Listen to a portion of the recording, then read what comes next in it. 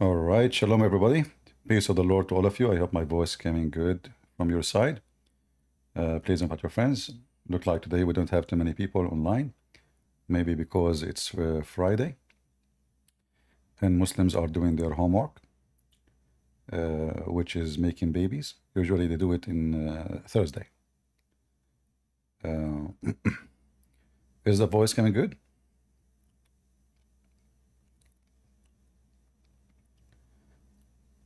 If there is any Muslim would like to join us, please put your hand up in Discord. We are live in Rumble and in YouTube. And let us see, is Rumble coming or not yet?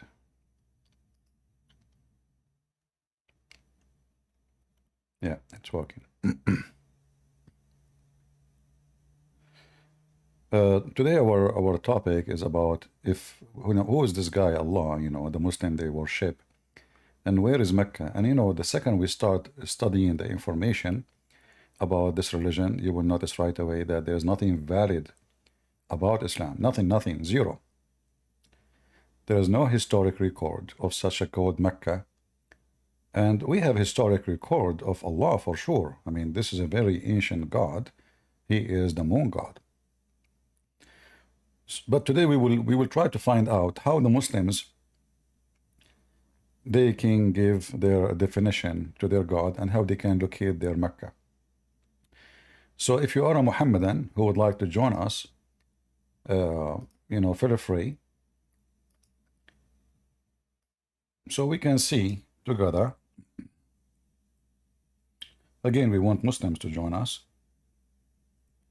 For always we like you to hear the other side of the story.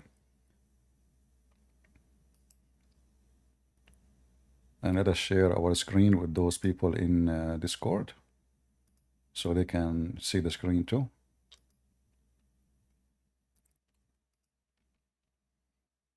All right, you see the screen, guys?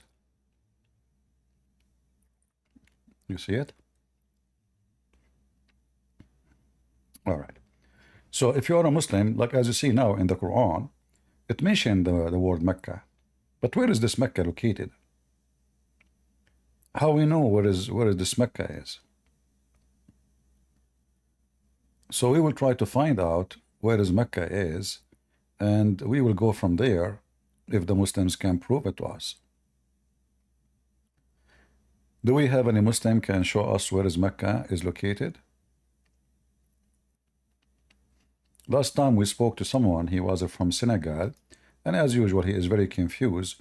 He said, don't you see it is the sacred mosque? Well, who said that? What is the confirmation that the sacred mosque is even exist in Mecca, even now? How you know that this is what it is? Any Muhammadan?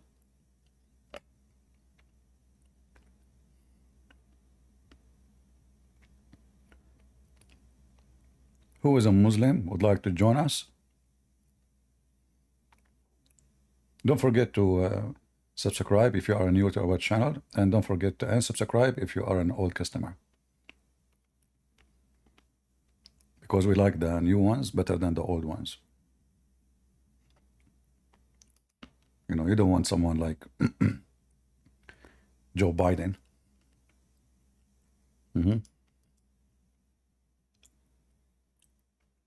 Yeah. So don't forget to subscribe and to give a dislike, because I like dislike. I have a phobia against like. I get worried. Do we have any Muhammadan? Want to tell us where is Mecca located?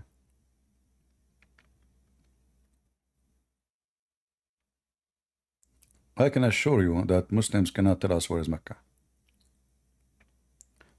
Not only do not know who is Allah, they cannot tell us where is Mecca.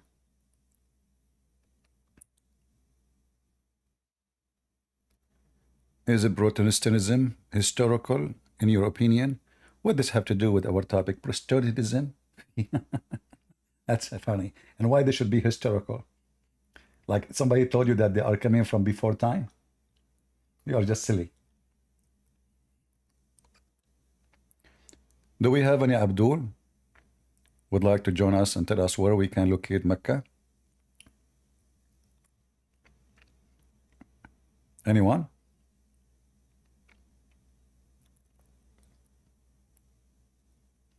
If you look in the Quran, it doesn't say where Muhammad is from. It doesn't say where he's born. It doesn't say who is his father. It doesn't say what his last name. It doesn't say which country. It doesn't say anything. We have more details about the aunt of Suleiman more than the details about Muhammad. We have more details about Zulqarnain, the guy who found where the sun set, more than Muhammad. Who is Muhammad? If we go and search in the Quran, watch with me. I will type the word Muhammad. Okay. This is Muhammad. All right. Nothing in those verses says who is Muhammad. Muhammad is the messenger of Allah. He is evil on the disbelievers and merciful to the believer. That's it. Criminal.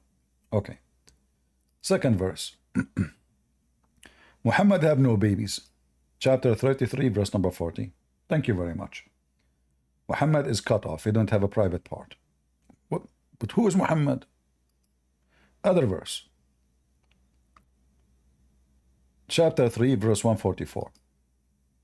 Muhammad is just a messenger, and all messengers before him, they pass away. And the translation here is false. You know, they say many messengers. That's a lie. It says all the messengers before him, they died. قَدْ خَلَتْ مِنْ قَبْلِهُ الرُّسُلُ. As you see here.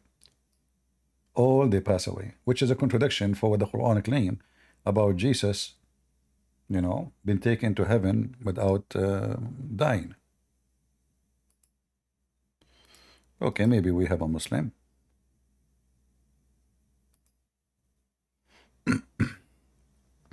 Hello. Yes, Noura, go ahead. I have a question. It's not about this Well, because someone told me. So someone wait. So someone gave me two verses from the Bible. but we will not. You can wait for the end, and we can talk about the Bible. We want to finish this topic first. Okay, I'm sorry. No problem. Do we have any Muslim? Because we don't want to change the topic, you know. If we open the topic about the Bible, and then I will explain to you at least 5-10 minutes. All right.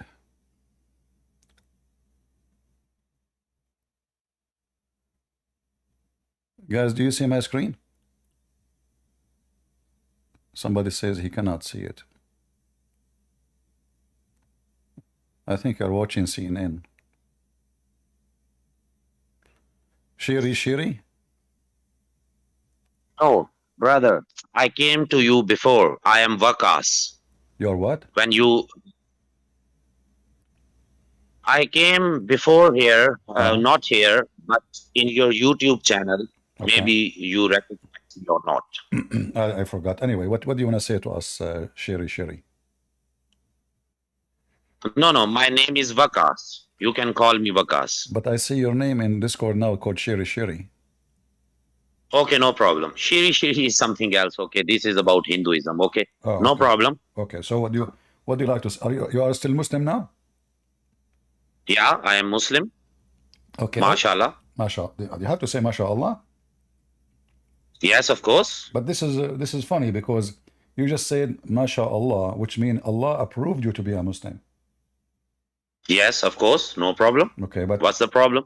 so Islam is not what the Muslim they say. They lie to us and they say submission, because if you submit, it's your own decision, not the decision of Allah. When you say MashaAllah, that means this is the will of Allah, that you are going to be a Muslim. No. This is not about the will. The submission to Allah is my choice. What sha mean? Submission to What sha mean? brother. Sha. What sha mean? Sha. Okay, so the problem is that you can talk about now you want to talk about mashallah. No, but you just started with this, so I'm asking you what sha mean. You said mashallah. You know, for me, I go, it doesn't matter what you said to me, I'm going to use against you. When you said mashallah, I said to you, are you a Muslim? You said yes. I said, why you are saying mashallah? Okay, so now, what the word sha mean? Sha. Sha means will. Exactly.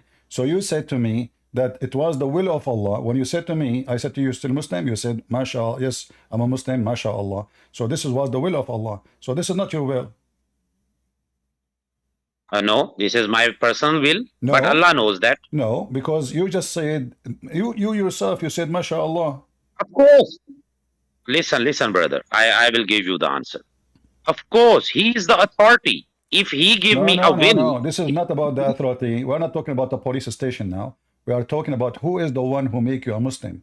Was it your choice or it was his choice? Together.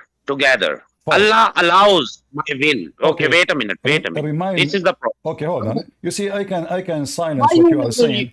I can silence what you are saying right now. Right here. This is your prophet. You Muslim believe in destiny, right? And destiny in Islam is Allah decide for you if you will become a believer or not.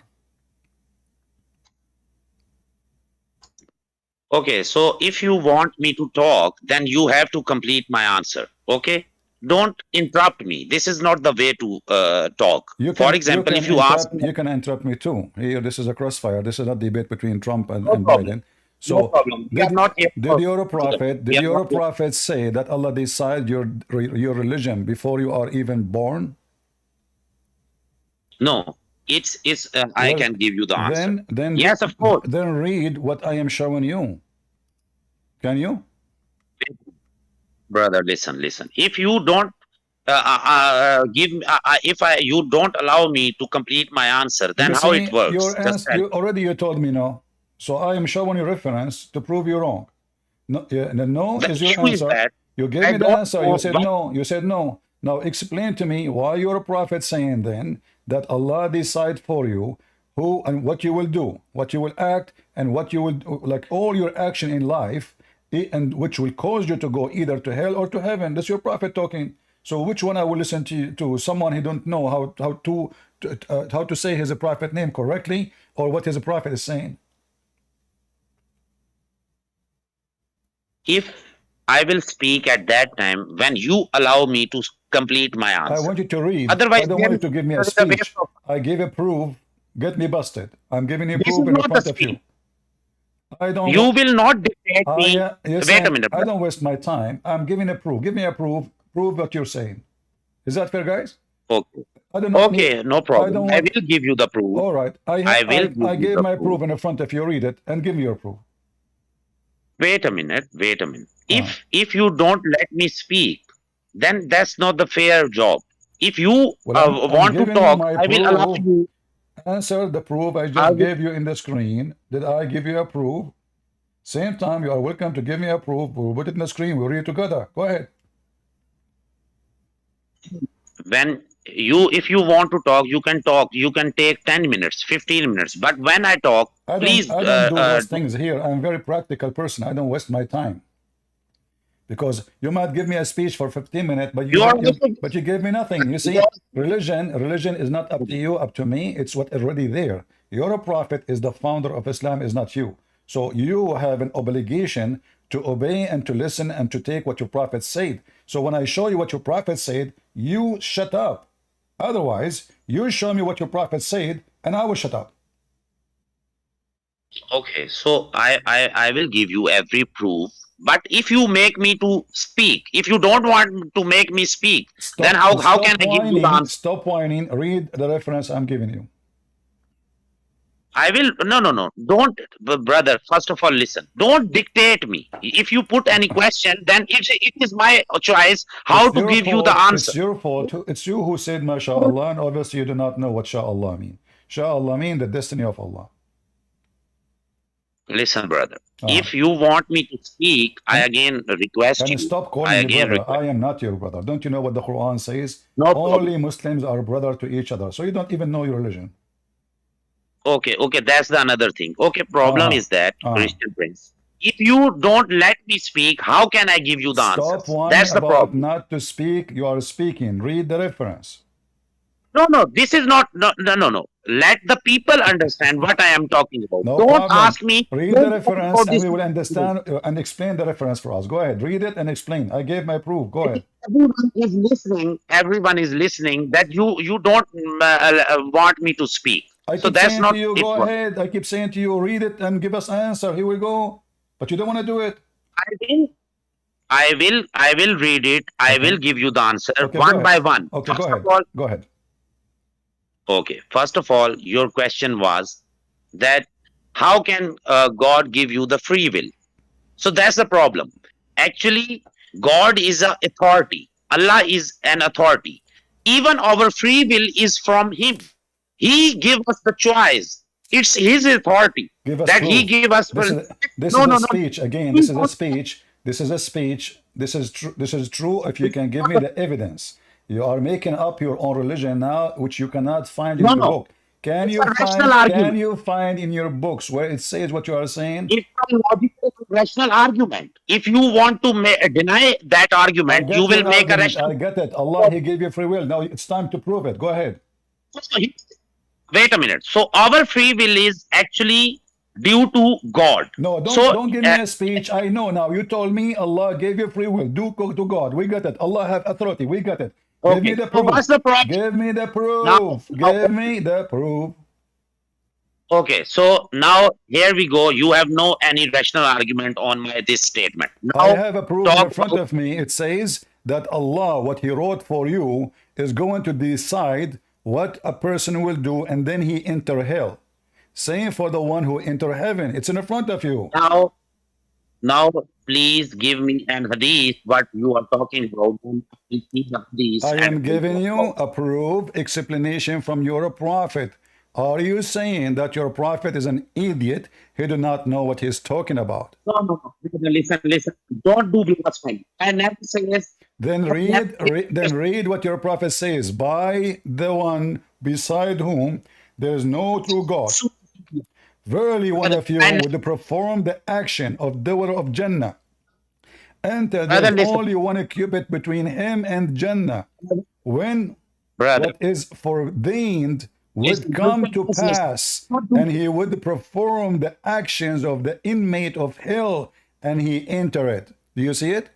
So it's Allah who dictates for you what you will do, and He dictates where you will go.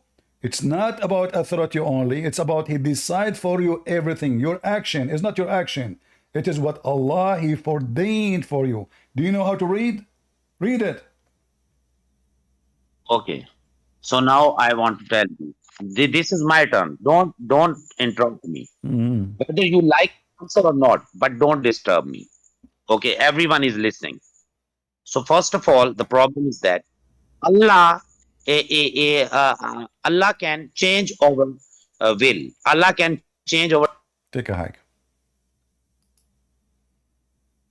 When I call Muslims potato, don't say I'm insulting them. They are a bunch of potatoes. I have to repeat the question 1,000 times. It's in front of you. I have tons of proofs. And the Muslim, they believe in destiny. Every Muslim believes in it. We can show the Quran too. So this potato, those people are like a copy-paste, like bacteria. You know, each bacteria is the same as the other bacteria. They have no shape, they have no face, they have no look, they have no ass, they have no legs. All of them, they are round like potatoes. They copy each other. Nobody understands what he is believing. And this stupid idiot, he want to convince me that there is a free will in Islam. Where is the free will? As you see, the one who go to hell, it was the foreordained, the decision of Allah, and the one who go to heaven, it was the destiny of Allah. It's not your action. It is the action which Allah He forced you to do. So you want to give me a speech and give me your philosophy? You are under the influence maybe of the Buddhists, of the Hindus. You think you are better than the Hindus? Hindus are better than you. Way better than you.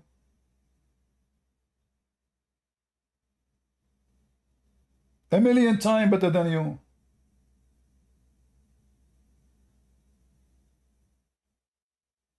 In fact, your God himself is a Hindu. Your God could not resurrect a person who is dead without the power of the cow. This is why you have the biggest chapter in the Quran is called the chapter of the cow. So you call yourself Shiri Shiri? He said to me, this is about the Hindus. You think you are better than, so now you are going to speak to Hindus and you are going to tell them you are better than them? You're a black stone kisser. The Hindu, they have a black stone and it presents vagina, and you have a vagina in your Kaaba. And they have a Kaaba and you have a Kaaba. In fact, all your religion is a Hindu. You do Hajj, you wear the clothes of the Hindus. You shave your head, you wear the same sandals, and you act like a Buddhist. The prayer of a Muslim, anyone can go right now and check how the Buddhists they pray. It's exactly how the Muslim they pray. Everything you have in your cult, collection of religions, is collection of others. The black stone, the vagina of Allah, the right hand of Allah, the Kaaba, the Yemeni corner. And actually, this is what our topic today about. Who is a Muslim would like to join us? Who can give us an answer?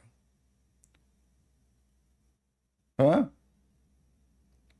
Uthman is here. Uthman can tell us where is Mecca. Go Uthman, where is Mecca located? انت كنت بتسأل سؤال كده للشخص اللي فات ده كان ايه؟ هاتها بالعربي كده. You know, just get me someone who speaks English. Get out of here. And let your dad talk to me. Can you get me the question in Arabic? I mean, so why you got to come to a forum wherever we speak English, you don't know English? What I would do with you? Use you as a toilet papers? Do we have any Muhammadan here dare to come? Bring your parents. Give me the question in Arabic. Give me. You don't even speak Arabic. Egyptian boy, the slave of the Arab. Do we have any Muhammadan would come and tell us where we can find the so-called Mecca? Is that a Hindu city? Is it a Buddhist city? Where is Mecca? Anyone?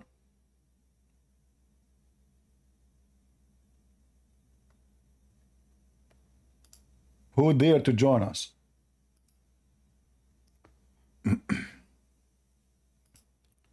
Mayday, mayday.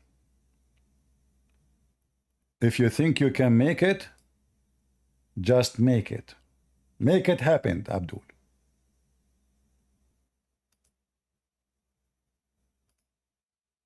Anyone?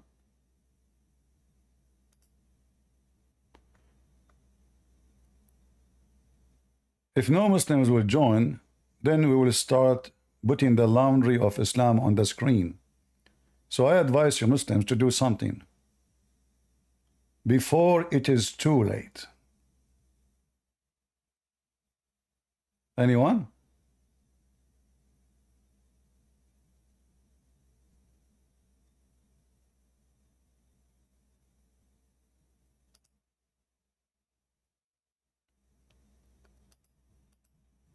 If we go and check the Arabian Peninsula,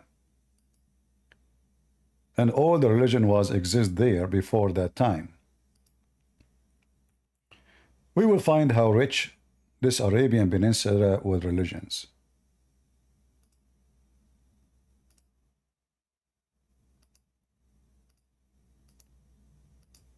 Those pictures you can obtain from the internet, nothing special made by me.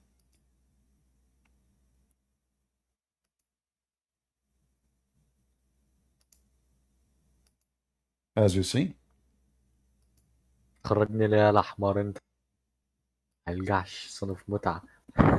Who is the donkey who invited you here? Who is the stupid admin? He put this kid in the stage. Who is the stupid admin? He put this kid in the stage. I'm not going to assault your mother.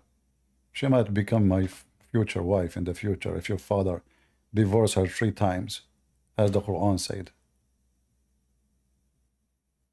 Just ban him, ban him. He is just using filthy word. Anyone will use filthy language, we will ban him, even if he's a Christian. Anyway, don't assault his mother. She might get divorced 3 times, and then she will come to find a husband, as the Quran said. So if we go and check, as an example, those are the 3 daughters of Allah. Who is a Muslim can tell us how in the world that the Arab, they decided that Allah have 3 daughters? How they come to this conclusion? Who is the family of Allah? Is it true that the family of Allah contain a wife and a husband and the 3 daughters? Any Muslim can tell us?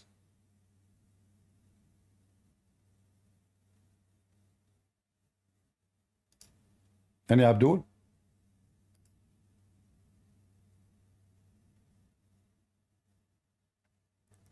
Who is a Muhammadan would like to join? How the Arab, how the family of Muhammad, how the grandfather of Muhammad, if they are located in Mecca as Muslim they claim, which there's no proof that even Mecca was exist. But we go with them and we say, okay, Mecca was there.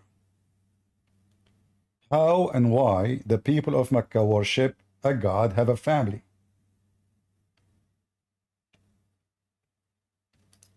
What is the roots of this family? Anyone?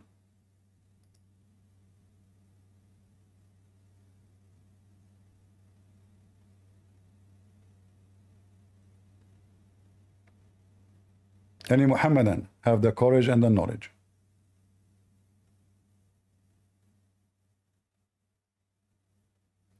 Sherry is opening a topic. He challenged all the Christians, the Hallelujah people. The coward, he don't even dare to explain how he's a prophet. He said that Allah decide for you who will go to heaven, who will go to hell, and he forced you to do the act of fornication.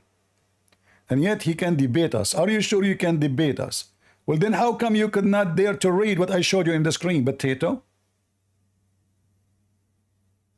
Okay, Christian Prince. Okay, decide the topic. Short debate. 5-minute presentation. There is no 5 presentation. I minutes. don't do those stuff here. Rebuttal. It's a free boxing match here. I am. Do you know Bruce Lee? No. Do you know Bruce? Do you know Bruce Lee? Do you know Bruce Lee? I am the one who gave him. I am the one who gave him the name. His real name is Bruce Lee. I gave him all the bruises.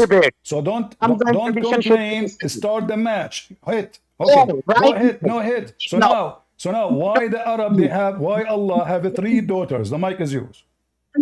To you, open challenge to you right now. Here, you debate with me. Any challenge. Here we go. Why Allah have 3 daughters? The mic is yours.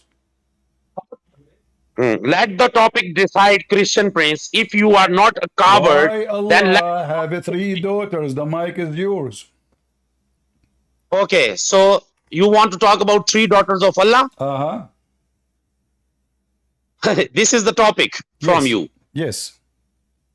Okay, so the topic should be our topic. Should be. We are trying to find who is Allah and why He have a family and who is the wife. The mic is yours. Topic should be Christians God son versus Islamic God daughter. Okay. We can go there after we finish this. Go ahead. Christians. No. This is how it works. Christians God son versus Islamic God daughter. Hold on. I want to ask you first before you start. Do you know what the Christian believe? Because in order to debate the Christians, you should know what the Christian believe. So when the Christian they say they believe in the Trinity, what is the Trinity? Trinity. You are a believer of Trinity. Okay, Trinity versus Islamic I'm God. asking you, in order to debate me about Christianity, you should have a basic knowledge in Christianity. I don't know. So what is the Trinity? Do you know the basic knowledge about Christianity? What is the Trinity? The Christians are pagans. They just put the stone and they pray in front of stone. they make the Jesus died and they pray there. This is So the, all the so this is the Trinity now. no, Trinity is something else.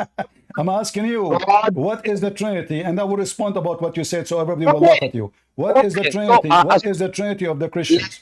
What is the Trinity of the Christian? Hey, listen, don't act like a woman in the delivery room. Your legs is open, but there's no baby is coming. Listen, potato. Here you are talking to a man. You Don't have make any me repeat the questions? question 1,000 times. So now, what is the Trinity? Why you are running from challenge? What is the Trinity? I'm asking you, what is the Trinity? No problem. It's my presentation. I will talk What about presentation, Trinity. you You son will. of Muta? Even this one need a presentation. Get out of here. Even this one need a presentation. What presentation? Potato. He is terrified. He didn't want to give me any answer for anything. Like, you know, the Muslim, they made an article about how to debate the Christian prince. Number one rule, never say yes, never say no. If he give you a question, ask him, what do you mean? If he explained the question, tell him I did not understand. If he explained it again and it's so clear, tell him I have to go.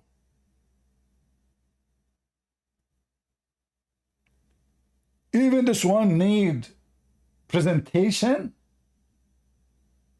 Tell your prophet about the presentation. The angel came to him, he starts squeezing him.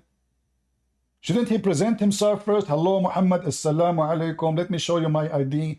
My name is Jibreel. I am the angel of Allah. Listen carefully. I'm going to squeeze you 3 times because I'm looking for oil. So please be careful not to let any liquid come from your penis or your anus, because the squeeze will come so hard. Tell your prophet to make a presentation of his story, the most stupid story ever. Suddenly somebody came to him. He did not even say assalamu alaikum. He started squeezing the guy. And your prophet, because he was a homo, he did not even say to him, stop touching me. I mean, have you ever heard of someone, a man, he come to him, strange man. He put his arms around him and he squeezed him so hard. And he said to him, read. And oh, but the prophet said to him, I do not know how to read. Shouldn't he say, why you are touching me? Shouldn't he box him? What about you give me a presentation about how Moses, he did beat the same angel or different angel. His name is Israel. When Israel sent by Allah to who? To Moses. And now I will show you why you Muslims, you will never win a war with the Jews. So Allah, he sent the angel of death to Moses.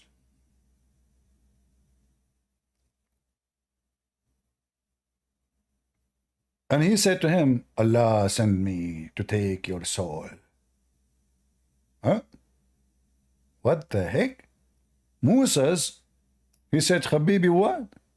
Habibi, what you said? Who sent you? Come here, come here. Who sent you? Who sent you? What's his name? Come here, Habibi, come here. The angel is stupid. He got closer to Moses. And Moses, he learned how to play karate. He's a Jew. And he started beating and hitting the angel. And then the angel Jibreel, he went to Allah and he lost his presentation. Abu Hurairah reported that Allah Messenger having said that the angel of death come to Moses and said, respond to call of Allah, i.e. prepare for death. Moses, police be upon him, literally. I mean, this guy who need the police, look at him, he beat the angel. He gave a blow at the eye of the angel of death and knocked it out. I mean, what kind of a boxing? Are you serious? He took the eye of the angel out of the head of the angel.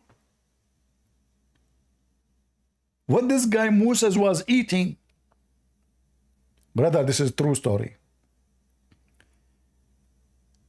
And the stupid, this Abdul, Pakistani Indian boy, he said we worship stone. It's you kiss a stone, you coward. Our Bible says, make no image for what is up in heaven or down on earth.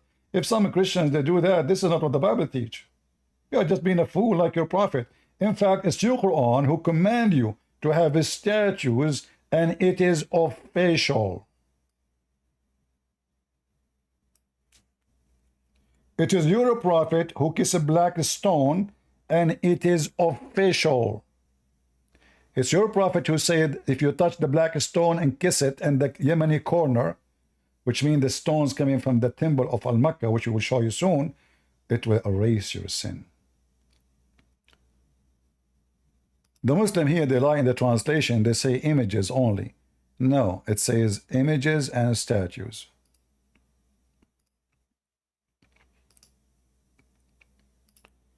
Never believe a Muslim translation. Do you see it? That is your religion. Since when statues in Islam is forbidden?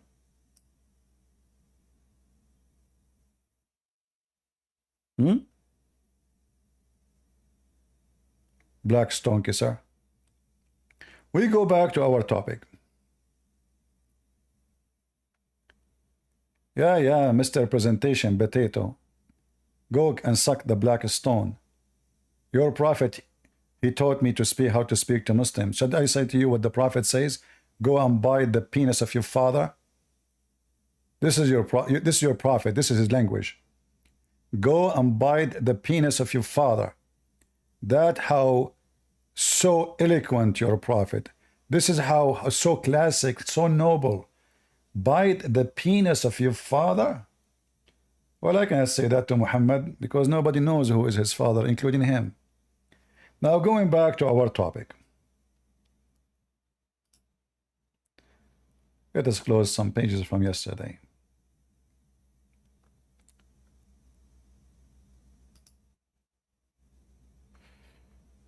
Well, this one will be useful. We will keep it. This is the black stone, which is nothing really inside left. There's a small, little tiny rocks in the size of half centimeter. They connected them together by using wax. If you go and get closer to the image, those are the pagan Muslim. Look, the Muslim woman, she is crying. They are kissing the door. They are kissing the stone. They are kissing. They put their head inside the vagina. And here, this is example actually, what you will see inside the black stone. Like here, we need to zoom in more.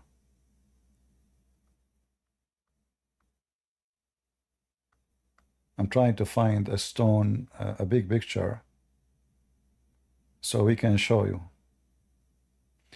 By the way, this is the old cover of the stone here that used to be in the Kaaba, the black stone. Yeah, kiss, lick. Yeah. So look, do you see now? This is a video, but I cannot play it because it might have a copyright of it. This is what you see. You see that in the left picture, you will see little tiny black stuff. Those are the black. This is the stone. All the rest is wax. And this is additional proof that Muhammad is a fraud. For he claimed that this black stone is going to witness for the Muslims in the day of judgment. And the stone we are talking about is the whole thing, not this little tiny one. Those is what left. This is what is left. Al-Qurmuti, the one who is from the Shia sect, he invaded the Kaaba. He burned it, he destroyed it, he killed 10,000 Muslims in Mecca, and he took the black stone and he make it a poop stone for more than 20 years. He pissed in it every day. The Muslim Sunni, they could not get it back until they asked the Caliphate of Egypt, who is a Shia too, he's a Fatimi. They asked him to be the mediator between them and Al-Qurmuti. And they will pay him a lot of money if he can send back the black stone. What he sent them is those rocks, not the black stone. Obviously, He broke it all into pieces, and this is what is left. So when they receive it, how they can put it? Where is the black stone? People, they will come to kiss the stone. Where is the stone? So they come with the idea that we place those tiny rocks inside the wax, and we keep it in the same old shape it used to be as a vagina. That is all what the Muslims have. Do we have any Muslim who would like to join us?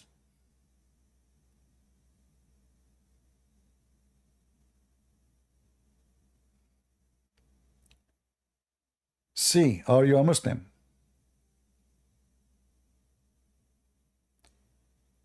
Hello?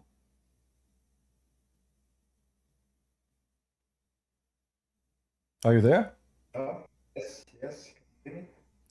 I hear you. Go ahead. Are you a Muslim? Yes. Why you kiss the black stone, Muslim people? Only Huh? it's a gift by Allah. I don't understand. What? It's a gift by Allah. It's a gift by Allah? If there is any evidence that this one, you call him Allah, he sent the stone? Do you have any evidence? Historical evidence or what that's what you're talking. Okay, how you know that Allah he sent this stone? In order to know, you have to have evidence. Where is the evidence of what you claim?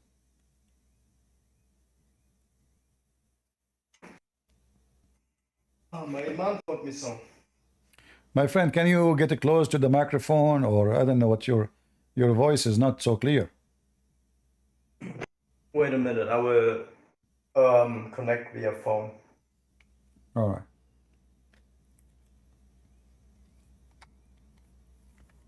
Do we have any Muslim he knew why you Muslims have little tiny black tiny stones and the rest is wax and the shape is a vagina?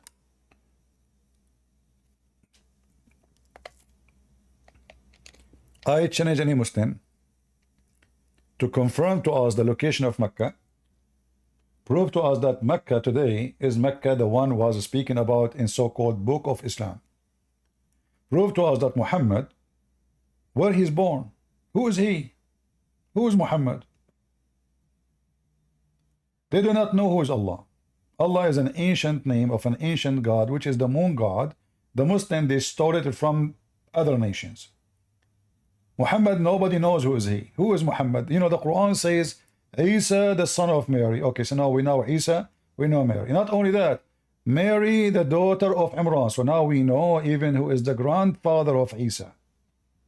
Who is Muhammad?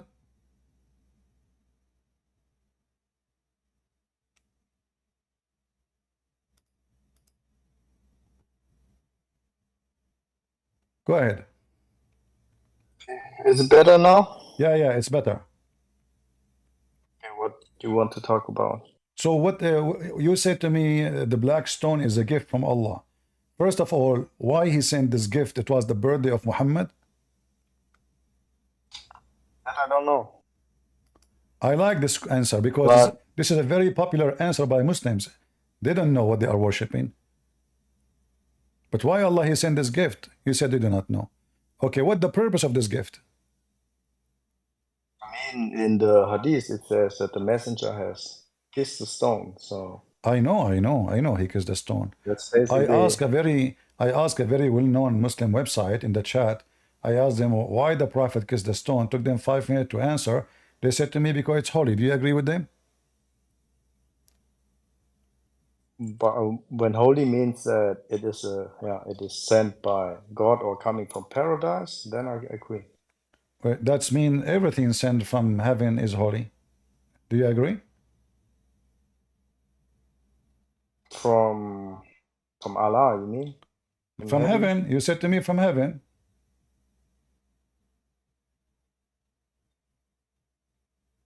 Yeah, I would agree. Okay, but that's mean Adam is holy. Eve is holy. Shaitan is holy because Shaitan was in heaven in Islam. I mean, Adam was a prophet, right? He's prophet to who? What do you mean prophet to who? I mean, there's only one guy and his wife. He was a prophet to who? I mean, prophet means like What he will prophesy? Adam will prophesy that later there's a guy, his name is Adam, is going to be made by Allah. Give me one prophecy of a prophet Adam.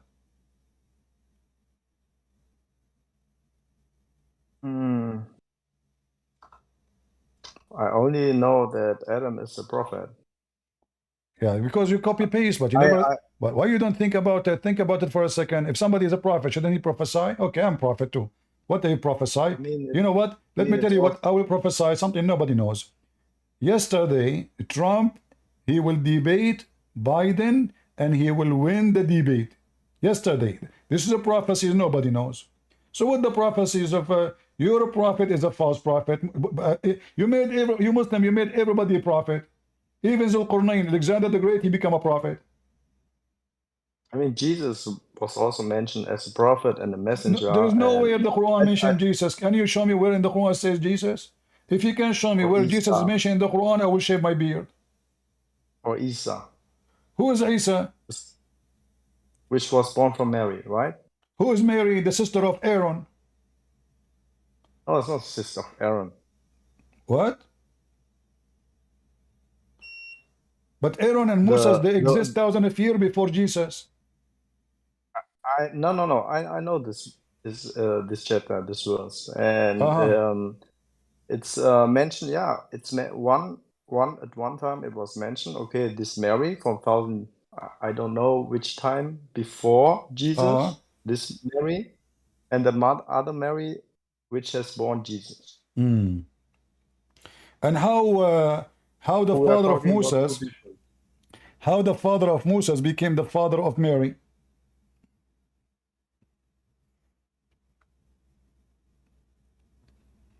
Do you have explanation? Father of Moses.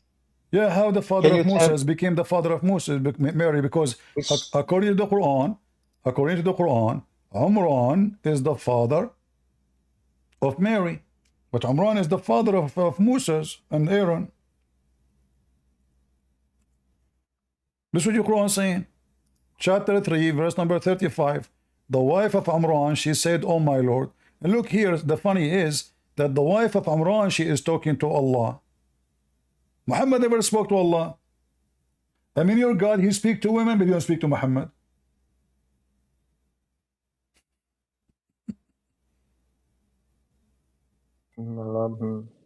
Where is the guy Imran in the story? What he did? He was just the one who go to the bed? And how in the world Imran, the father of Aaron and Moses, they become the father of Maryam, the mother of Jesus? I will tell you why. Muhammad is a fake prophet. He misunderstood the Jews. They told him that the sister of Moses, her name is Maryam, and this is true. Maryam is mentioned in the Old Testament, a great woman. So the stupid Muhammad, he thought that the same woman, her name is Maryam, she must be the mother of Jesus. So according to your prophet now, Mary, she is descendant from Imran, and Jesus is the grandson of Mr. Imran. Not Imran Khan in Pakistan, this is different Imran. No, I've read about this chapter once, and I also asked the same question. I had the impression, yeah, this was also the case, but then later, I think in the later verses, it becomes quite clear that we are talking about two Maryams. One, also I don't remember the names, but one we have Moses, and I think the other was Aaron, the brother, right? Both of them were prophets, if I remember correctly. Yeah, and I think they also had a sister, which was Miriam. And their father was Amram, right? And the other one, we are talking about Maryam, who who was then giving birth to Isa. And where we will end now? Still, you know, you're avoiding the question. How Maryam... What was the question? How Maryam, the mother of Jesus, became the daughter of Imran, the father of Moses?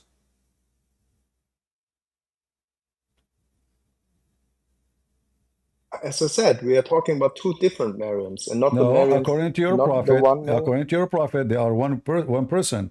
And the proof of that, first he said the sister of Imran, a Jewish man, he came to him and he corrected him, but it was too late because already he mentioned in the Quran that Mary is the daughter of Imran. So he cannot fix it no more. This is Quran now. So when he said she is the sister of Aaron, a Jewish rabbi, he came to the house of Muhammad and Muhammad was not there. He spoke to Aisha. He said, according to the hadith, there's hundreds of years before between Isa and Aaron. Maryam and Aaron, they cannot be brother and sisters. Aisha, she told the guy, you're a liar, which means this is really what Muhammad said. But when Muhammad heard the news, now he knew that he made a big poo-poo. So he tried to fix it, but it was too late, because if he tried to fix this, he said, they used to call them by their great ancestor prophets. But Aaron is not from the tribe of Mary, and he is not the greatest prophet.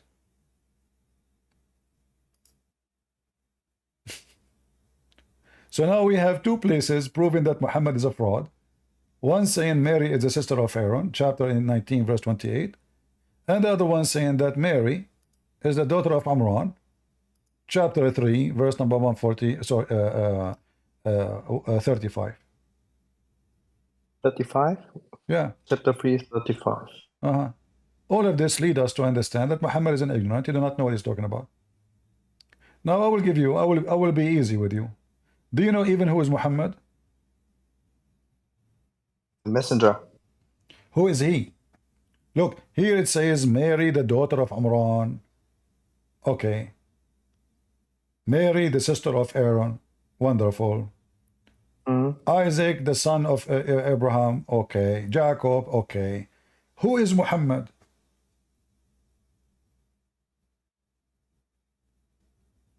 He was born to a family of pagans. Who is Muhammad?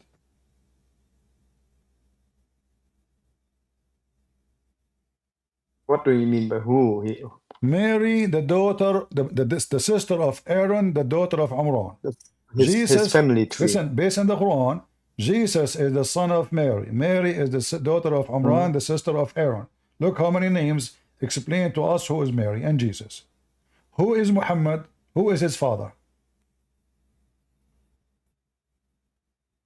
I don't know. Who is his mother? I don't know, but why should it be important? Why it should be important who is Mary then? How come it's important who is Isaac? How come we have the name of everybody and we have details about everybody, but the most important person in the whole book, there's no information about him, where he's born. The Quran says that Muhammad, he sent, Allah, he sent Muhammad to the mother of the villages. What is that? Mother of the villages. Seems to be some leader of the village. Where is the mother of the villages? Which place? Mecca. How you know? How Mecca is going to be the mother of the villages if it's a small, tiny village? Wasn't Mohammed born in Mecca? Was Mecca the capital of Rome? Was Mecca the biggest city in the Arabian Peninsula? No, but it was already a place where people went to worship. Okay, where is Mecca? idol. Where is Mecca in the story? It says this is a book confirming what they have between their hands, which means the Christians, to warn the mother of the villages and what is around it. Where is that location?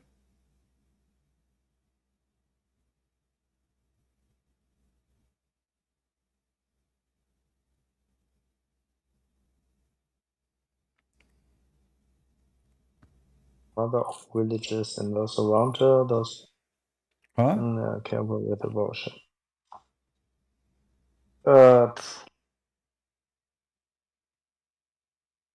Is it, we are talking about the person here?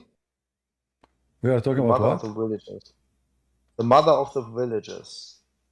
Is it a person or are we talking about a place? What do you think?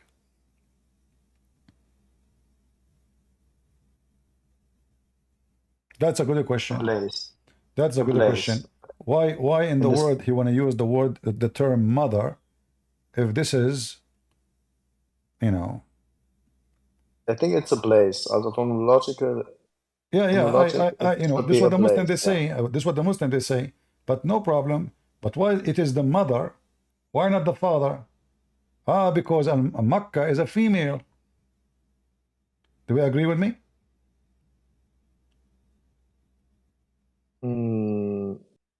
Yeah, could make sense. Yeah. Okay, so why the town is a female? I don't know, because, for example, we also say that the state is the father. The what? So why is the male? The state. The state? What state? Yeah. What state? For example, I come from Germany, and we also say father state, or yeah. So you are saying it's a language thing? Yeah, it could be a No language problem. thing, Still, yeah. where is Mecca now? Where is Mecca? Where is this mother of the? Let us assume that this is Mecca. Where is Mecca located? Where is Mecca located? Huh? Geological. What geological? There is no proof of Mecca existence ever. There is no book in the world mentions such a city or a town. Nobody. We have tons of historians. Nobody mentioned them.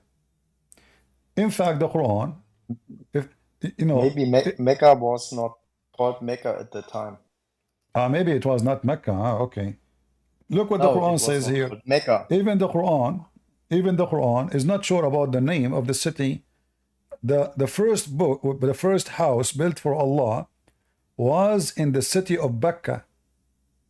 It doesn't say city actually, it says at Mecca. Mecca, but it means Mecca, right? No. How that it mean Mecca? I mean this at this place there was the stone, right? So what I think. Have you ever heard? I will make it easier for you. Have you ever heard of a temple? It's called the Temple of Mecca. No. The Temple of Al-Mecca is a very well-known temple in Yemen.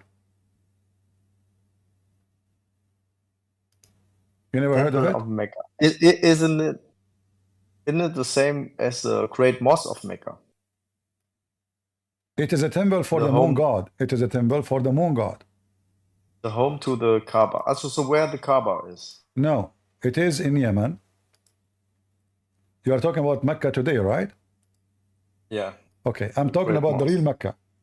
The real Mecca never was in that location. The real Mecca is the temple of Al-Mecca. Al means that. Mecca is the exact name. The temple of Al-Mecca is the temple which is located in Yemen, which is a temple for the moon god. You know, when I said long time ago, this is the temple of the moon god, at that time the scientists, or supposedly the researcher, they were saying no, it is the moon god. Lately, they fixed their mistake and they agree they made a big mistake after they were able to read the writing, which is a very ancient writing. It turned to be, I was right. This is the temple of Al-Mecca, which is the moon god temple. And this is where Mecca is. Mecca today is a counterfeit of the original Mecca. Why did it become a fake place now? Why did the place change? What's the reason? The place did not change. What they do, this is the most famous center place of worship. So people, they bring stones from those places, and those stones will save you from going all the way to kiss them. so you can get the blessing. Why you want to go all the way to Yemen to kiss the black stone? We bring you the stones to you. You kiss it here, and you worship it here, and your sin is forgiven. So in order to go, it take you 2 months, and the journey of the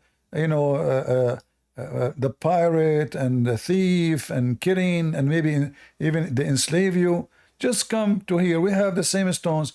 Do you know that in the Kaaba today, they have a corner, it's called the Yemeni corner?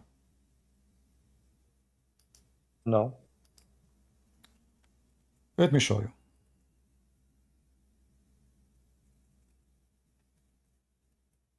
So basically, your point was, okay, they changed the place to the current now Mecca because it's easier to They reach. did not change. They did not change the place. This is not a place to change. No, they just build a new place of worship. Copy the name of the original Mecca, and they brought some stones. They brought some stones from that place, so people they will come and receive the blessing of the moon god Allah. So if we go right now, is there some? Okay, can you show me some historical evidence that this was no problem, no problem. Give me a second. I will try to show you some pictures too. You can go right now and search for the Yemeni corner in the Kaaba. Yemeni corner in the Kaaba. Yemeni corner. Right away, you will see that the reason it's called Yemeni corner is very simple, because simply they brought stones from that place. This is why even they look different. Those stones look different from the rest of the building of the Kaaba. So they brought a few stones. Yeah, they brought a few stones, and they claim that those are coming from the temple of Al-Makkah. So now, if you kiss them, it's the same as you went all the way to Yemen to do the ritual to worship the moon god there. So you do not need to go all the way to Yemen. You come here. This is why it's called Ar-Ruknul Yamani, which means the corner of Yemen. One corner have a black stone, and one corner have those stones. The black stone. God. Huh? Yeah. Yeah, this is the moon god. You can go. You can go right now and search for the Al-Makkah temple. Al-Makkah. Just take that. I've just searched. Yeah, it says that the Yemeni corner is so named because it faces the direction of Yemen. It is located on the southwestern side. That's false. What direction? You can see that they open the hole in the wall so people can kiss it. If this is for direction only, they will not open the skirt of the Kaaba. No. Let me continue. It is located on the western side of Kaaba, adjacent to the black stone corner. So basically, doesn't it show to Yemen? Also the direction to Yemen, so it also says, okay, it comes from Yemen. Okay, so those stones are coming from Yemen, and now we do not need to go and worship in the true Mecca, which is in Yemen. So the true Mecca is not the one is in Saudi Arabia, and you will notice that both of them, they have exactly the same name. They have exactly the same name, Al-Makkah. This moon god, you talked about these 3 daughters of Allah. Wasn't this the daughters of the moon god? The 3 daughters. The sun god, the moon god, he married from the sun god, not the sun. See. There is people, they confuse between, when we say the moon god, they think we are talking about the moon. No. The moon god is not the moon. The moon god is the god who is in control of the moon. The sun god is not the sun. The sun god is the god, the goddess is a female who is in control of the sun. Yes. And because so the 3 daughters and the Arab, because they consider female as a bad thing, so they decide and even people before them in the Middle East, that the sun god is the harmful one because she is the female. This is why she is the one who killed their crops. She is the one who make their water disappear. She is the evil one, you know. The male god is Allah. He is the moon god. He is the god when, you know, he make our night nice. We sit outside in the heat. We will not be burned in this crazy sun. So the sun god is a nice god. The moon god is a nice god. The sun god is the evil one, and that is the female. So the moon god married from the sun god, which is a female, and they have 3 daughters, which is Allat and Al-Uzza and Manat. 3 daughters. Yes. Okay, and for example, in chapter 53, verse 19 and so on, it says, it mentions those names, right? And then it also says in verse 23, these are nothing but names which you have devised, you and your ancestors, for which Allah sent down no authority. They follow nothing but assumptions and what the ego desires, even though guidance has come to them from the Lord. So basically what it is saying that, okay, these don't belong to the Allah, that to the God that is mentioned in the Quran. I will tell you why Muhammad, he, or so-called Muhammad, he don't want the 3 daughters of Allah to belong to Allah. Because they are females. Because they are females, exactly. So all the idea the Quran reject, are you going to worship the females? So the female is not the same as the male, even that in chapter 3, verse number 36. And then you will find that Allah, he said, clearly, the one they are worshipping is nothing but females. So what Islam is coming to make, like now we start worshipping Allah and Akbar, but Allah is the male and Allah is the one who deserves to be worshipped only. Allah and Akbar is the God, but Allah is the domain, the one who dominates the goddess. So they worship nothing but female deity. Allah is not a female deity.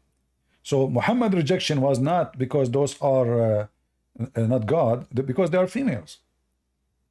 That's all. Yeah. And then, you need to ask yourself, the verse you mentioned to me, that it says this is their assumption, correct? Chapter 53. Yeah. Yeah, I mean, shouldn't Allah he say that this is totally false? What assumption? Either it's false or not. I mean, he's basically saying it is false. So we can read from there. He did not say they are false. He did not say they are false. No, he did not say it's not directly. But we can see from the text, okay, we acknowledge there is an existence like Allah or this moon god or sun god who has 3 daughters, right? Because they are directly mentioned there, explicitly mentioned. No problem. You see, it's no problem. But you will notice, that there is a story where Muhammad he sent Khalid ibn Walid. Have you ever heard of something called the what they call it in English? I'm trying to remember the word in English. Where Khalid ibn Walid he went and he killed Al-Uzza. You know the story? You know the story? No. Which hadith? No. Just to show you how Islam is nothing but collection of fiction and stupidity. Is it Sahih? Yeah, this is Sahih for sure. Search for Khalid ibn al-Walid expedition to kill Al-Uzza. Can you just share it on the screen? Let me find it. Hold on. Because I need to find it in English, for what we will have is going to be in Arabic. But let us see. All right, here we go. This is translated by Muslims, so we will use it. You will notice that Muhammad, He is so foolish to the point he confirmed that Al-Uzza is a real person, is not a fake daughter of Allah. So he claimed that he sent Khalid to kill it. Al-Uzza is not an idol, it is a real person. When the Messenger of Allah, you see my screen?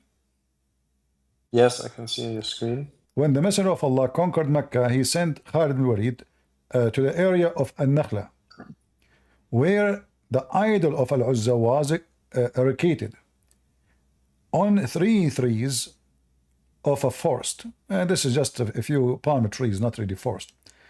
Khalid cut the 3 trees and approached the house built around it and destroyed it. When he went back, the Prophet informed the story to Muhammad. The Prophet said to him, go back and finish your mission. What was the mission? The mission was to kill Al-Uzza. So he said to him, go back and finish your mission, which means you did not do it yet. She is still there.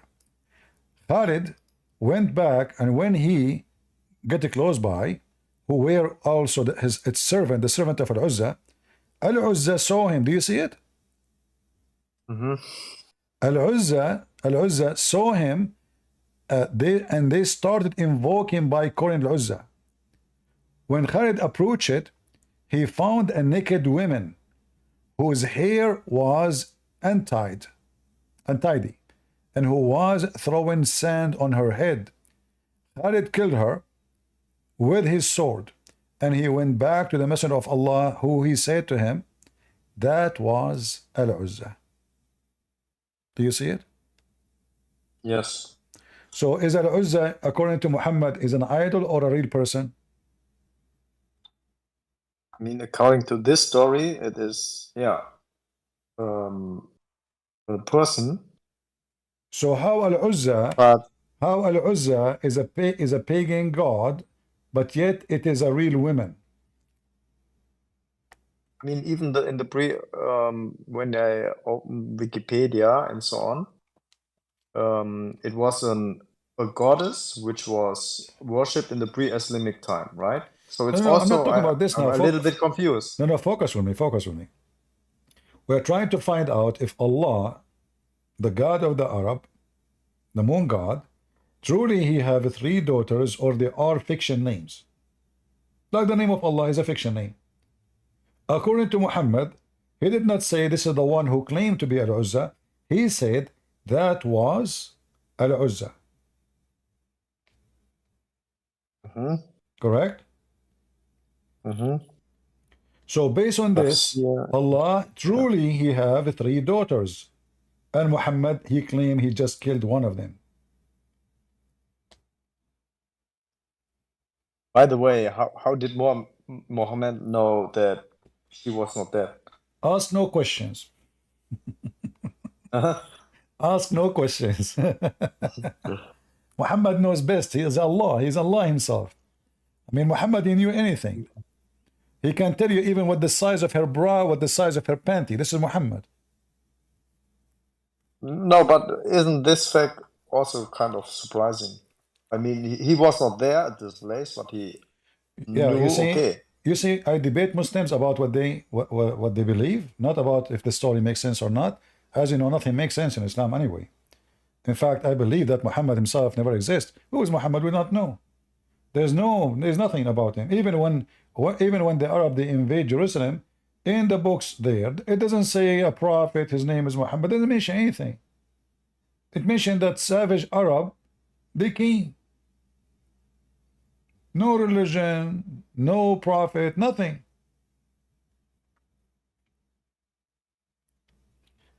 But going back to our story, Al-Uzza, it have roots. It exists not only in the Arabian Peninsula, it's spread all over, and the name Allah is coming all the way from Persia, from Syria, from Turkey now. All these areas, they worship a god. He is the moon god. You know, what was dominating the earth is 2 gods. the ones who live in the cold area, usually, they worship the sun. Those who live in the desert where the sun is scary, they hate the sun, they worship the moon. And in order to avoid the anger of either one, they start worshiping the moon god who married the sun god who have 3 daughters. And the 3 daughters now, they are mix of the element of the earth. The water, the air, and the dirt. The 3 daughters of Allah is the one who combine the kindness of Allah as a moon god at night, don't burn us, and the strength of the sun, which still we need. So this is why the 3 daughters, they become the intercession of the believers. And this is why, and I'm sure you heard of Muhammad receiving satanic verses, correct? Do you know it? I heard about it once, but what the satanic verses? Muhammad, he claimed that Shaitan, he gave him verses that the 3 daughters of Allah, their intercession is a must to ask for. Can you show me? Where is this mentioned? Yeah, we can, if we go right now here, if we go to the story of Al-Gharaniq. Is it the hadith or is it mentioned Quran? No. This is, if you go to the chapter of An-Najm, give me a second.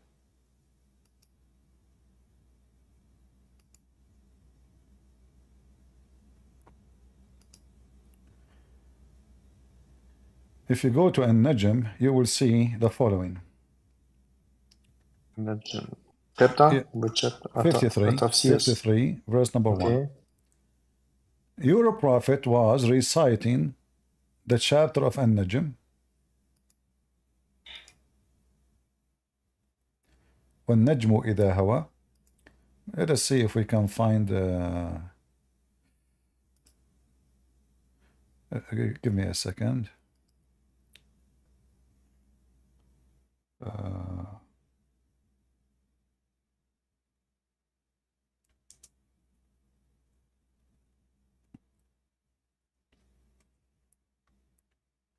All right. So if we go and read the following,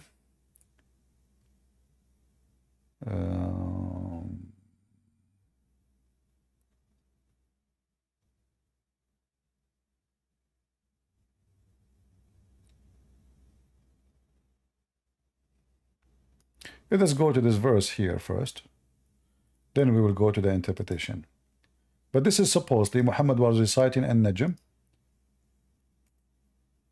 but the verse about it is mentioned in different place, in chapter 22, verse number 52. Never we send, never we send any messenger, prophet before you, but when he recite revelation, Shaitan, he cast some falsehood in it. So the Quran confirm that Shaitan, he gave Muhammad satanic verses.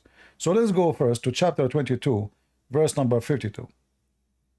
Wait a minute. I want to, let me read it again. Oh, I will go back, no problem.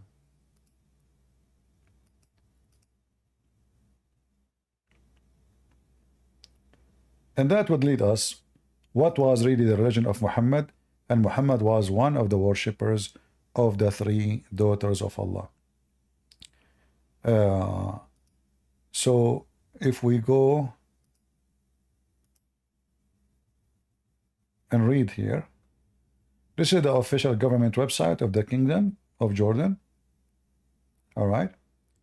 So one day, the Prophet, who sat with the congregation of Quraysh, which attract a huge number of its members, and he wished that Allah, so listen to this, Muhammad, he prayed to Allah that Allah will give him something today to recite, and that recitation will make the people of Quraysh agree with him.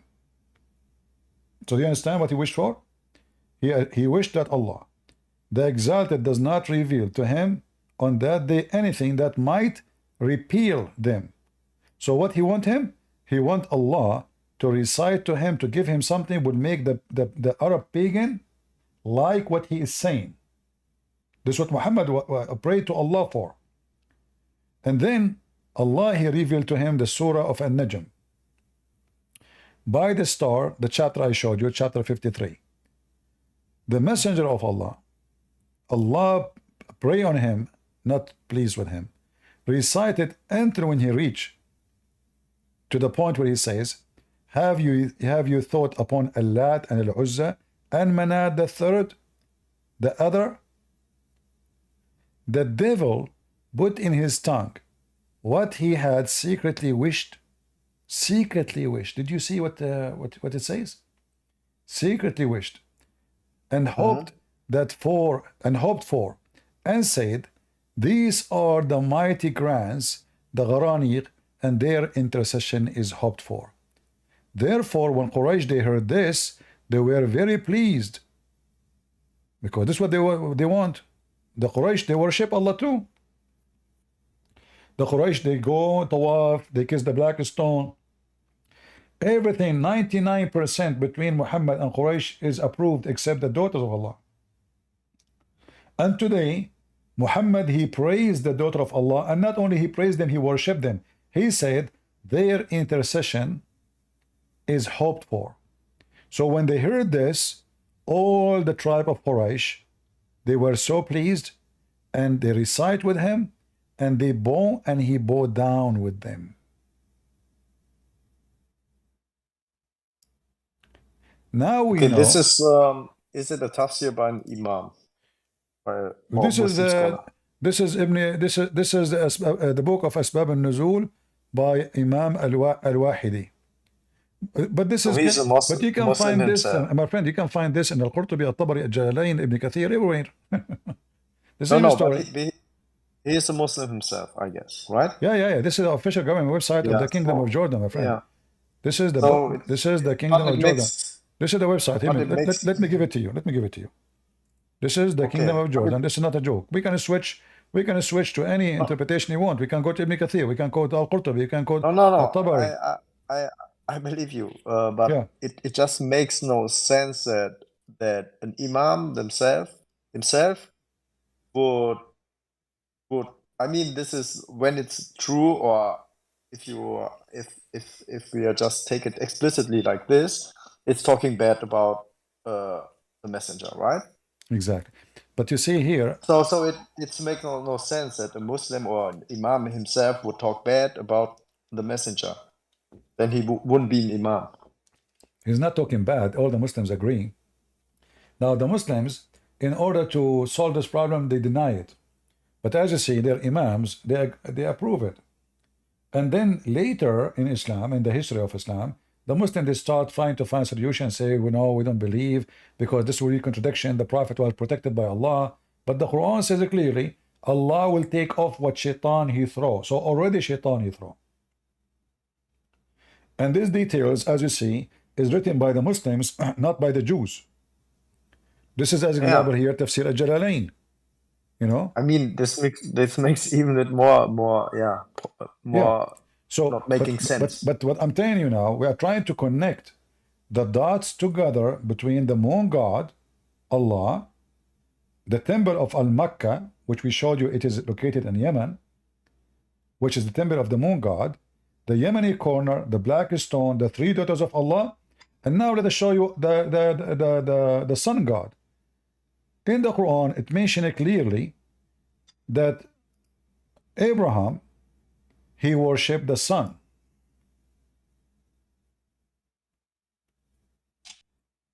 Where is it mentioned in the Quran? When Abraham worshipped the sun, what he called the sun? He called it Akbar. فلما رأى الشمس بادغة قال هذا ربي هذا أكبر.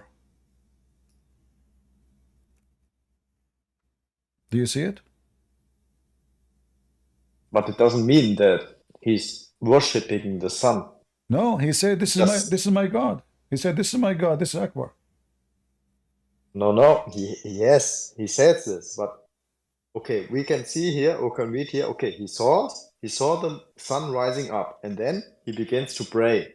But it doesn't mean that he prays to the sun. No. He said, this is my God. Where does he say this is my God? It's in front of you. When he saw the sun rising, he said, this is my God. This is Akbar. And the name of his God, Akbar.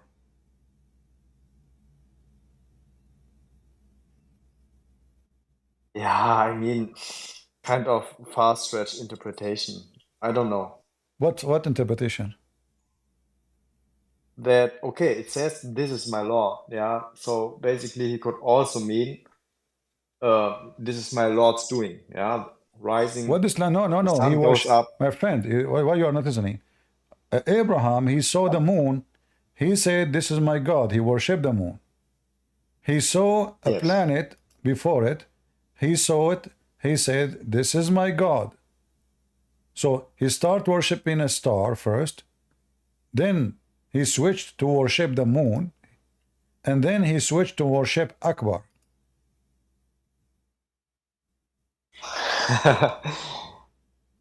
Also, what I can read here, read the full passage of the.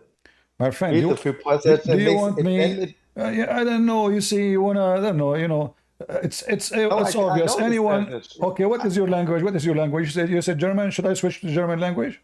You can switch to German. I've read this passage. Okay, and it's all in about, German. In German, it doesn't say that Abraham he worshipped the moon and we worship the sun. Yeah, just read the whole passage and also what's after. Then it's clear that he means this creation. What do you understand? Did Abraham worship the moon? No. No? Okay. He worshipped it as a creation of God. No. How you can worship it as a God, a creation of God? No, he called it, this is my God. He said, Hada Rabbi, this is my God. Yes, I know. I can read it. I can read. Okay, listen. But what interpretation you like me to show you? No, don't just read the passage after that. So listen, I am telling you this is what it's mean. If the interpretation agree with you, then you are right. He was basically he was looking for God. No, he worshipped the sun. He worshipped the moon, and he called the sun. Oh boy. Listen, I thought you are a decent person and you want to play games, but look what's happening now. No, I don't play games. So okay, so that I play games. So what about we go and see the interpretation for the verse made by the scholars? Okay. Let's read the interpretation. 677. Let us see. This is 6, and this is 77.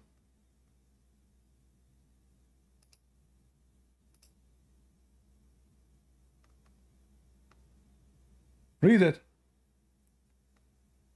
Okay, and when he saw the moon uprising, he exclaimed, "This is my Lord. Could this be my Lord? This is bigger than the first one." When it said, he said, "Unless my Lord guide me, unless my Lord makes me firm on guidance, I surely shall become one of the folk who are astray from guidance." Okay, so now they are adding things that are not there. So this is my Lord, this is my God. What is the God? The moon. Then he switched to the verse after it. Or we can go to the verse before it if you want.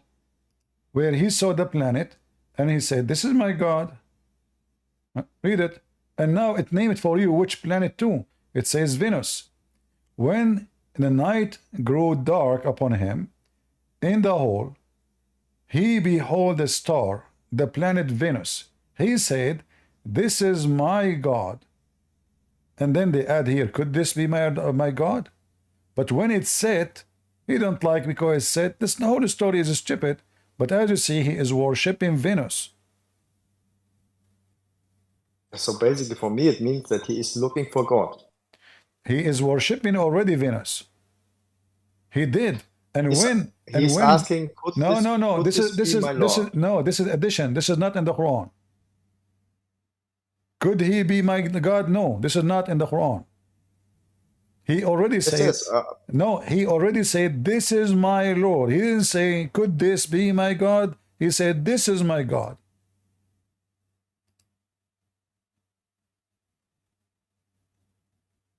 Let me change for you to translate the interpretation.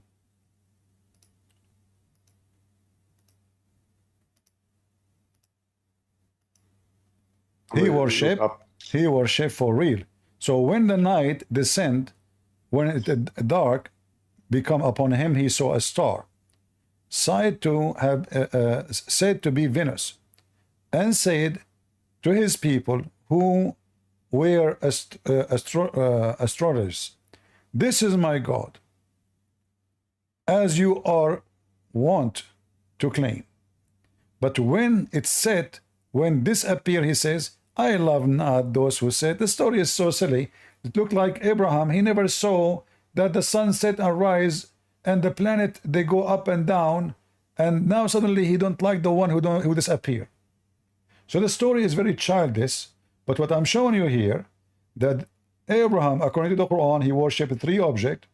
One was Venus, one was the moon, and one was the sun. And the sun is the one called Akbar. Akbar.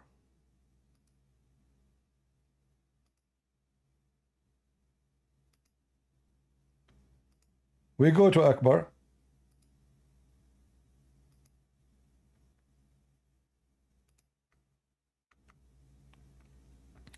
When he saw the sun rising, he said, this is my Lord, this is Akbar, not a greater. Then the star and the moon, the masculine demonstrative pronoun, etc. They are explaining Arabic now. And then he says, because predict Rabbi, my Lord. This is explaining about the language. It's not important. And then he says, oh my people, surely I am an innocent from what you associate with God in the way of idols. But here you see already he worshipped the 3, and now he decided not to worship the 3. But the Quran doesn't tell us how Allah became the God of Abraham. Okay, he worshipped the moon, he worshipped the sun, he worshipped Venus. How Abraham he found Allah? What is the story of Abraham with Allah?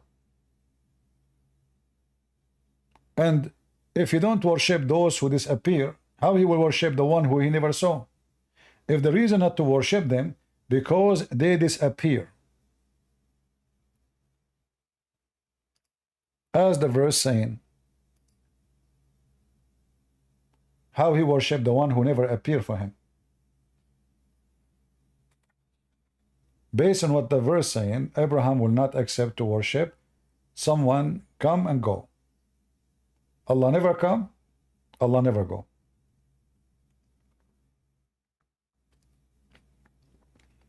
At least the sun and the moon and Venus, they are real. There is no proof of the existence of Allah. But the point I'm showing you here, Abraham, he called his God Akbar. You see, in Arabic, Akbar can be used as a word mean older, bigger in size, greater, not a great, greater, a greater. But you have to put it in a certain sentence of continuous, which means I cannot say Allahu Akbar. Why? Because if I want to say that sentence, I have to add something after it, because Akbar is the same as in English, you say is bigger. So if I say this person Akbar, I have to add another name of other person after him because I'm comparing. So Akbar is about comparing, is not just you cannot end the sentence with it. As an example, I will copy this word here in front of you. You see the screen, right? Yes. And I will go to the Quran and I will type the word, I will post the word Akbar as it is. with no addition. Here, this is kabira. This is a different word. Here we go. Akbaru indallah. Do you see it? Chapter 22, verse 217. Do you see it? Akbar mean you have to compare it to something else. So here it says it is bigger for Allah, but compare about what? About sin. About the moon. No, this is about sin now. Here it's about sin.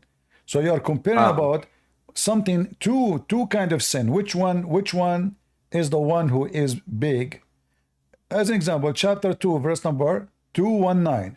It says here, and it is sin is bigger than it is benefit. So chapter 2, verse number 219, speaking about alcohol. So, but the sin of them is, you see here, it says greater. You see, you have to add than after it. Do you see it?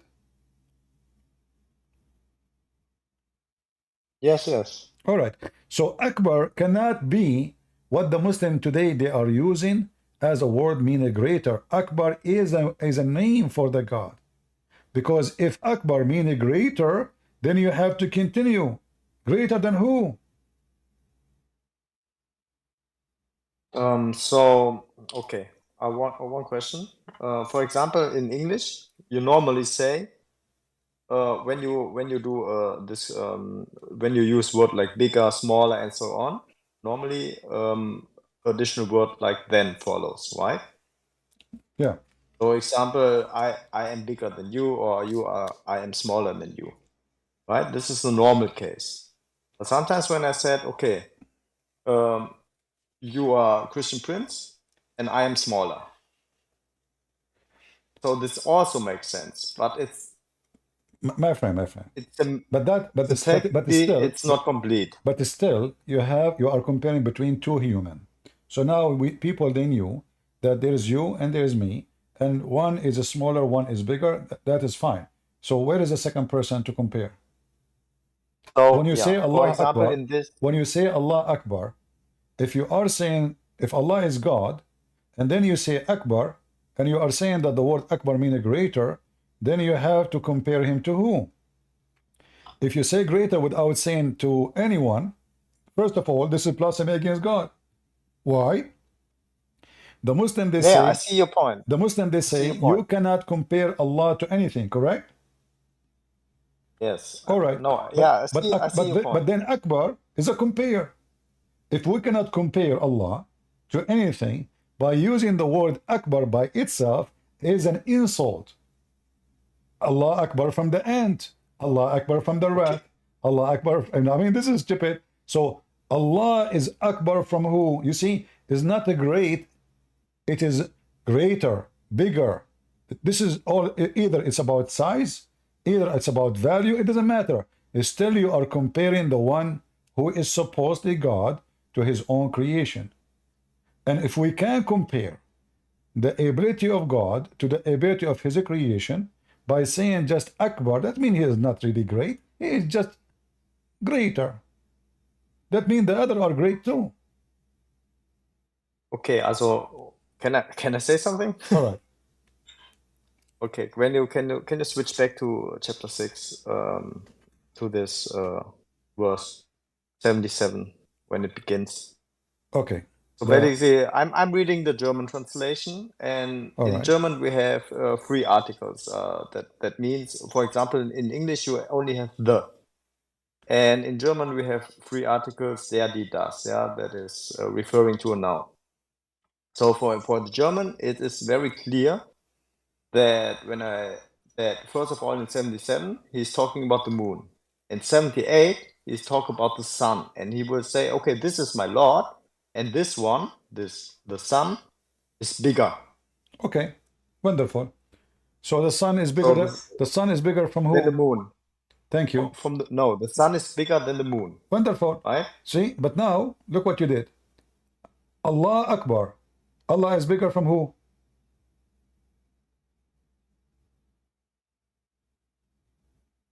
The sun, or what do you? Well, So Allah is bigger than the sun? What does that mean? No, also this is greater. This is greater refers to the moon. How Allah is Greater greater than the moon. I mean, my friend, listen. No, the God, sun is greater in than the order moon, bigger than the moon. in order to compare Allah to the moon, he have to be a planet like the moon. In order to compare Allah, I cannot compare. Can I say Allah is greater than the earth? Okay, what he's saying is that this is my Lord, right? Yeah. This is great. This is greater. So when he looked at the sun, he says this is greater than the moon. So the sun is greater than the moon. Wonderful. I'm going with you. So when we say Allah is Akbar, Allah is greater than who? Than the moon. According to those two passages. But when you read 79, focus with me. Focus. As long we agree, that the word Akbar is about either size or value, but it's about compare. Do we agree? Okay, I agree. Okay, so we cannot stop. We cannot say Allah Akbar. We have to compare. Where is the rest of the sentence? If I want to say Allah is Akbar, I have to say Akbar from the moon, Akbar from the star, Akbar from the sky. I have to mention I'm comparing to the statement of the Quran is very cut. So Allah Akbar, Akbar from who? You should say something. The only way, the only reason for it, it doesn't have anything behind it because this is a name. It is not a word to compare. Otherwise, if it's a compare, we have to add something behind it. So I say this apple bigger than this apple. I cannot say this apple bigger without saying bigger than what? Why do you think Muslims say Allah Akbar? It's not. They are not saying Allahu Akbar. They say Allahu Akbar. Allahu Akbar. Who in Arabic mean wa. Allah and Akbar. When the new Quran is written, the wow, there is a guy who he came with those. Do you see those things in the Arabic here? Those vowels in the top and dots, you know, those they will not exist. They never been exist. So now we have something called Dhamma. So he make Allahu, and he took the wow and he make a Dhamma. But in reality, there's a letter, it's called Wa, which means and. So Allah and Akbar. So Tawheed in Islam is unifying the God of the moon God, Allah, which is not Allah, by the way, it is La, and Akbar. So if you go in the first chapter in the Quran, or let us say, you know, when Muhammad start mentioning first time the word Rahman as an example.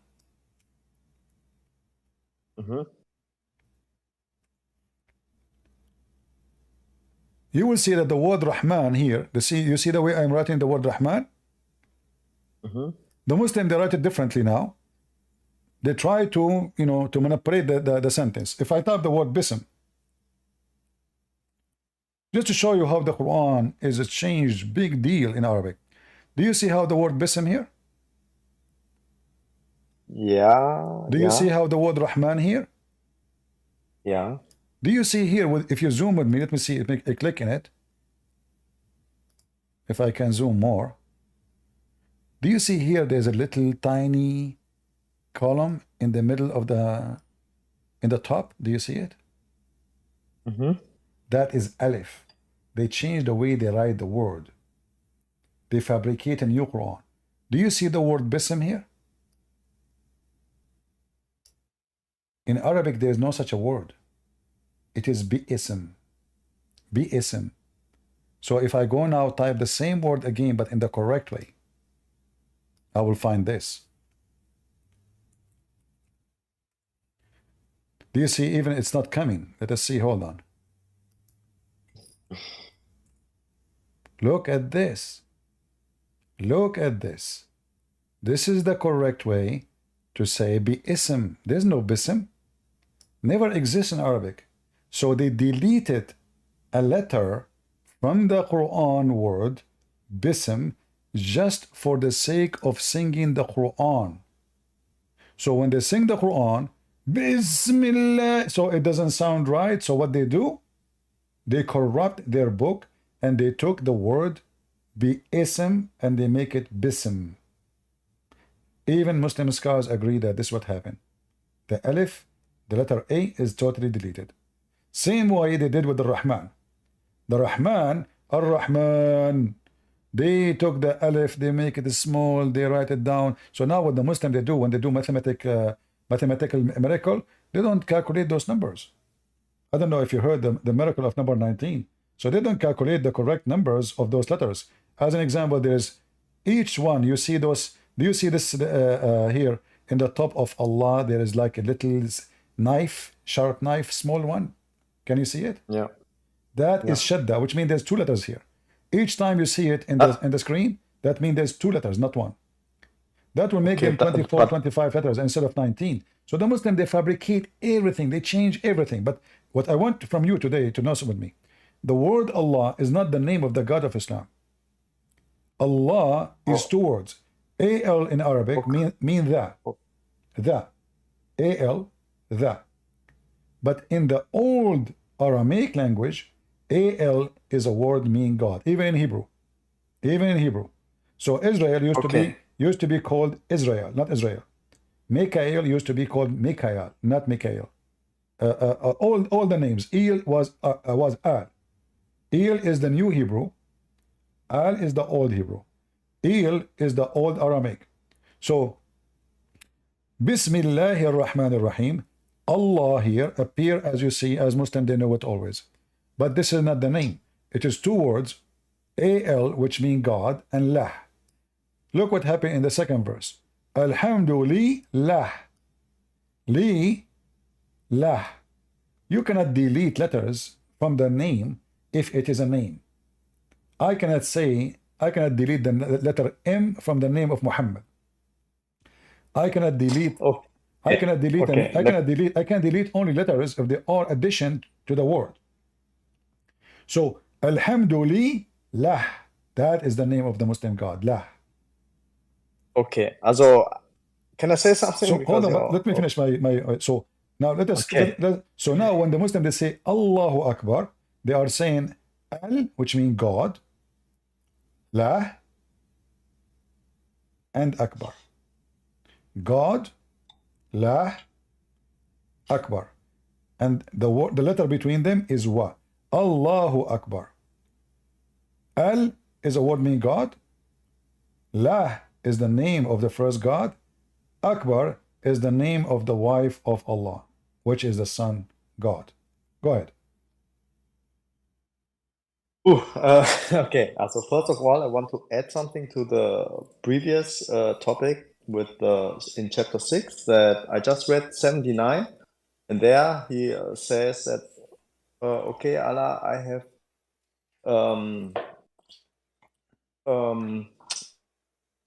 can you go there again, and then we will talk about this. Okay, tell me what do you want to do? Okay. 79, chapter 6, 79. Okay. So basically after the verse of the sun. Okay. I will go to the English translation so that everyone. I mean, English translation I'm not a fan of because there are many mistranslations sometimes. My friend, because English all translation made by Muslims is a fabrication. So I want to advise you, if you want to know how stupid the Quran is, you better study Arabic, because all translators, they do one thing. If they want their Quran to be approved, they have to be presenting a hypocrite. The Muslim will not buy it. It's going to stay in the shelf, and nobody will list the translation in their website. Translation is the biggest lie in the history of Islam. They always lie. There's not a single Islamic translation. You're also arguing with the translation often. Because I'm not a Muslim. If I'm a Muslim, I will lie. Because what the Muslim translation is to make Islam look better. And they compete in that. So if this translation is better, the one who is debating me, he will say, no, I accept this translation. Better in which way? better to present his case to make Islam look better. So I say to you, listen, there's a website, it's called Quran.com. Yeah. In that website, when you move the mouse in the top of each word by itself, it gives you what the word by itself meaning. Okay, I will do this. That will give you a translation, but not full sentence. The second you go to the full sentence, the translation is messed up. I will give you an example. You know, like the Muslim, they say, I lie when I say that the Quran said you have to worship Allah and the Messiah. I mean, if you know that the translation is a lie, then you shouldn't use it. I'm not using it. I'm not. But I have no make choice. Your point sometimes. No, I'm just using it to you. But for me, I don't accept it. I never accept any Muslim translation. I always point. I always point when I'm reading. I always point when I'm reading that this is a false translation. Can we end chapter 6 verse, this topic first? All right, go ahead. Let's just end this verse with the last verse. Okay. Yeah. In 79 it says, okay, I have turned my face towards him who created the heavens and the earth as one of nature's, and I'm not one of the idolaters. Okay. And so he's saying here basically, okay, he turned his face to the moon, to the sun, and so on. So basically he's saying, okay, I have turned to the one who created the heavens and the earth. Yeah. Which implies also the moon and the sun, and as of nature are bright. And I'm not one of the idolaters. So he's saying that he's not worshipping the moon or the sun. All the Muslim scholars, listen, I mean, I don't want to repeat myself. The Quran is so clear, even in their translation. Here he's saying he don't want to worship them no more, because already he said they are my God. He didn't say, is that possible? This is my God. No. He confirmed that this is my God. Why you are being slow? He said, this is my God. He didn't say maybe. If he is saying maybe, that means he is questioning. He did not say maybe. He said, this is my God. But when this God disappeared, he said, I don't like the one who disappeared. And then he come to the conclusion, after worshiping 3 gods, that he will worship the one which is unknown, which is more stupid. Because if the reason for him not to worship the first 3 anymore, because they go astray, well, this God who is worshiping, he never saw him. He never spoke to him. He never appeared to him. How he now recognize who is this God? I worship the one who created the earth and the heaven. Which one is who is this one? Who is this one who created the earth and the heaven?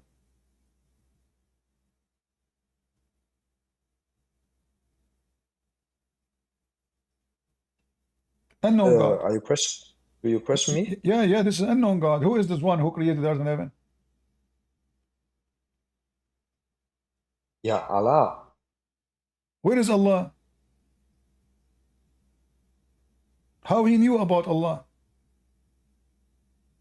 Where is the story? How Abraham was able to receive a word of a person, his name is Allah. Shouldn't the story tell us how he recognized Allah?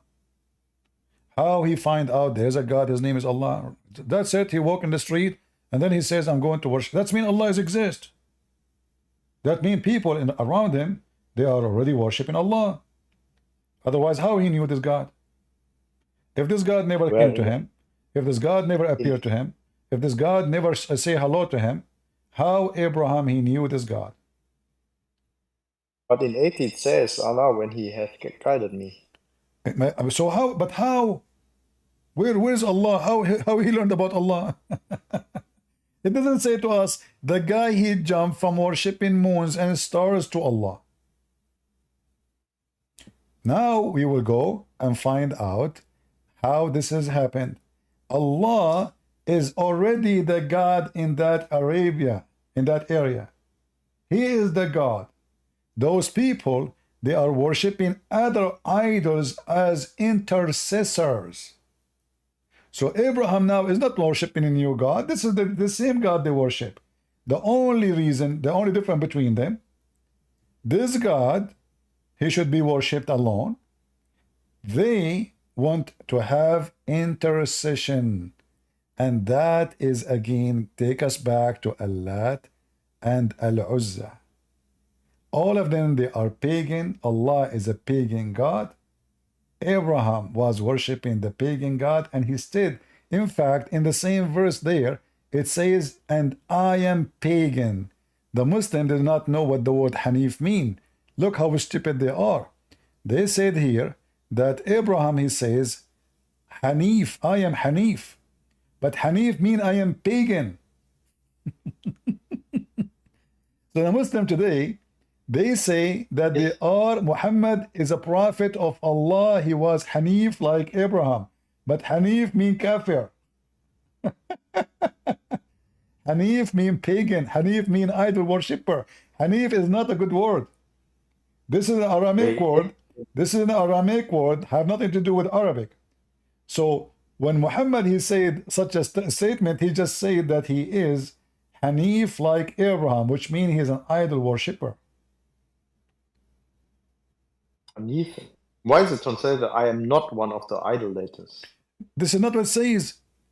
They think Hanif is the opposite. In fact, Hanif is a word mean kafir. Hanif mean infidel. Pagan. Muhammad did not know what the word mean. He just heard the word. Yeah. You know what the word Hanif is, that when you are rejecting let us say the true God, that will make you Hanif. Not when you are a good person, when you are a pagan person, when you are a kafir. Muhammad Can you prove me this meaning? You can go right now and check the Aramaic dictionary, and you can see. Search what the word Hanif mean. This is an Aramaic word. This is not a secret. You can go to Sam Shamoun. He speak Aramaic. Ask him what Hanif mean. This is a language. This is not. Yeah, but from Arabic. This is not Arabic. This is not Arabic to get the meaning in Arabic. You see, the Arab did not know what the word mean. Most of the Quran, there's nothing in Arabic in it. Allah is not Arabic word. Allah, ask the Muslim what the word Arabic mean. For example, if I put it into Google Translate, this word, it says polytheism. Mean what? Polytheism. That means more than one God. Exactly. Yeah, thank you very much. Yeah, but he is saying here, I am Hanif. I am polytheist. Isn't he? Okay, I only know the translation. Isn't he say, I'm not one? I'm not one. Where is this? I'm not one. I am not one. That means I'm not monotheist. I am not monotheist. When he say I am a Hanif, he just said I am not a monotheist. So how the Muslim they think that Hanif mean monotheist when it is mean he is not monotheist. He is a person who worship multi gods. So if I put this word that you have marked, yeah, into the Google Translate, it says polytheism. Yeah, you know, for me, I don't approve everything in Google, but they are giving you a very close meaning. So this is what Abraham mean, or he said here. But this is destroy the Quran because he is saying, I am not a monotheist. So how now Abraham, he found Allah and he is not a monotheist. He's a polytheist.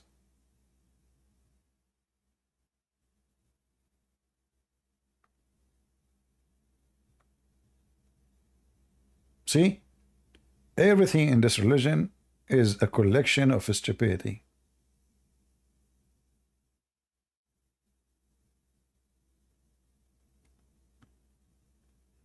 Hanif is a person who worship idols. It's not a person who worship the true God. So when the Quran says Abraham, he says, I am a Hanif, he just said, I am an idol worshipper.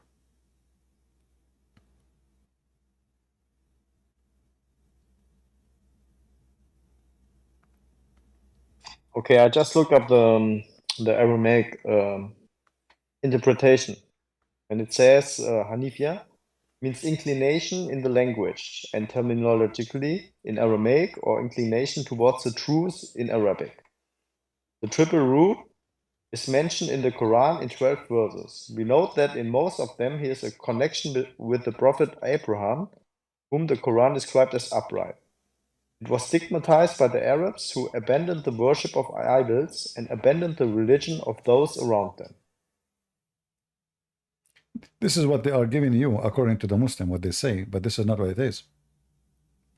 This is what the Muslim believe, but this is not the true meaning. Hanif, today the Muslim believe Hanif mean the opposite according to them, but this is not an Arabic word, and you cannot change the meaning. But they cannot fix it except by saying that.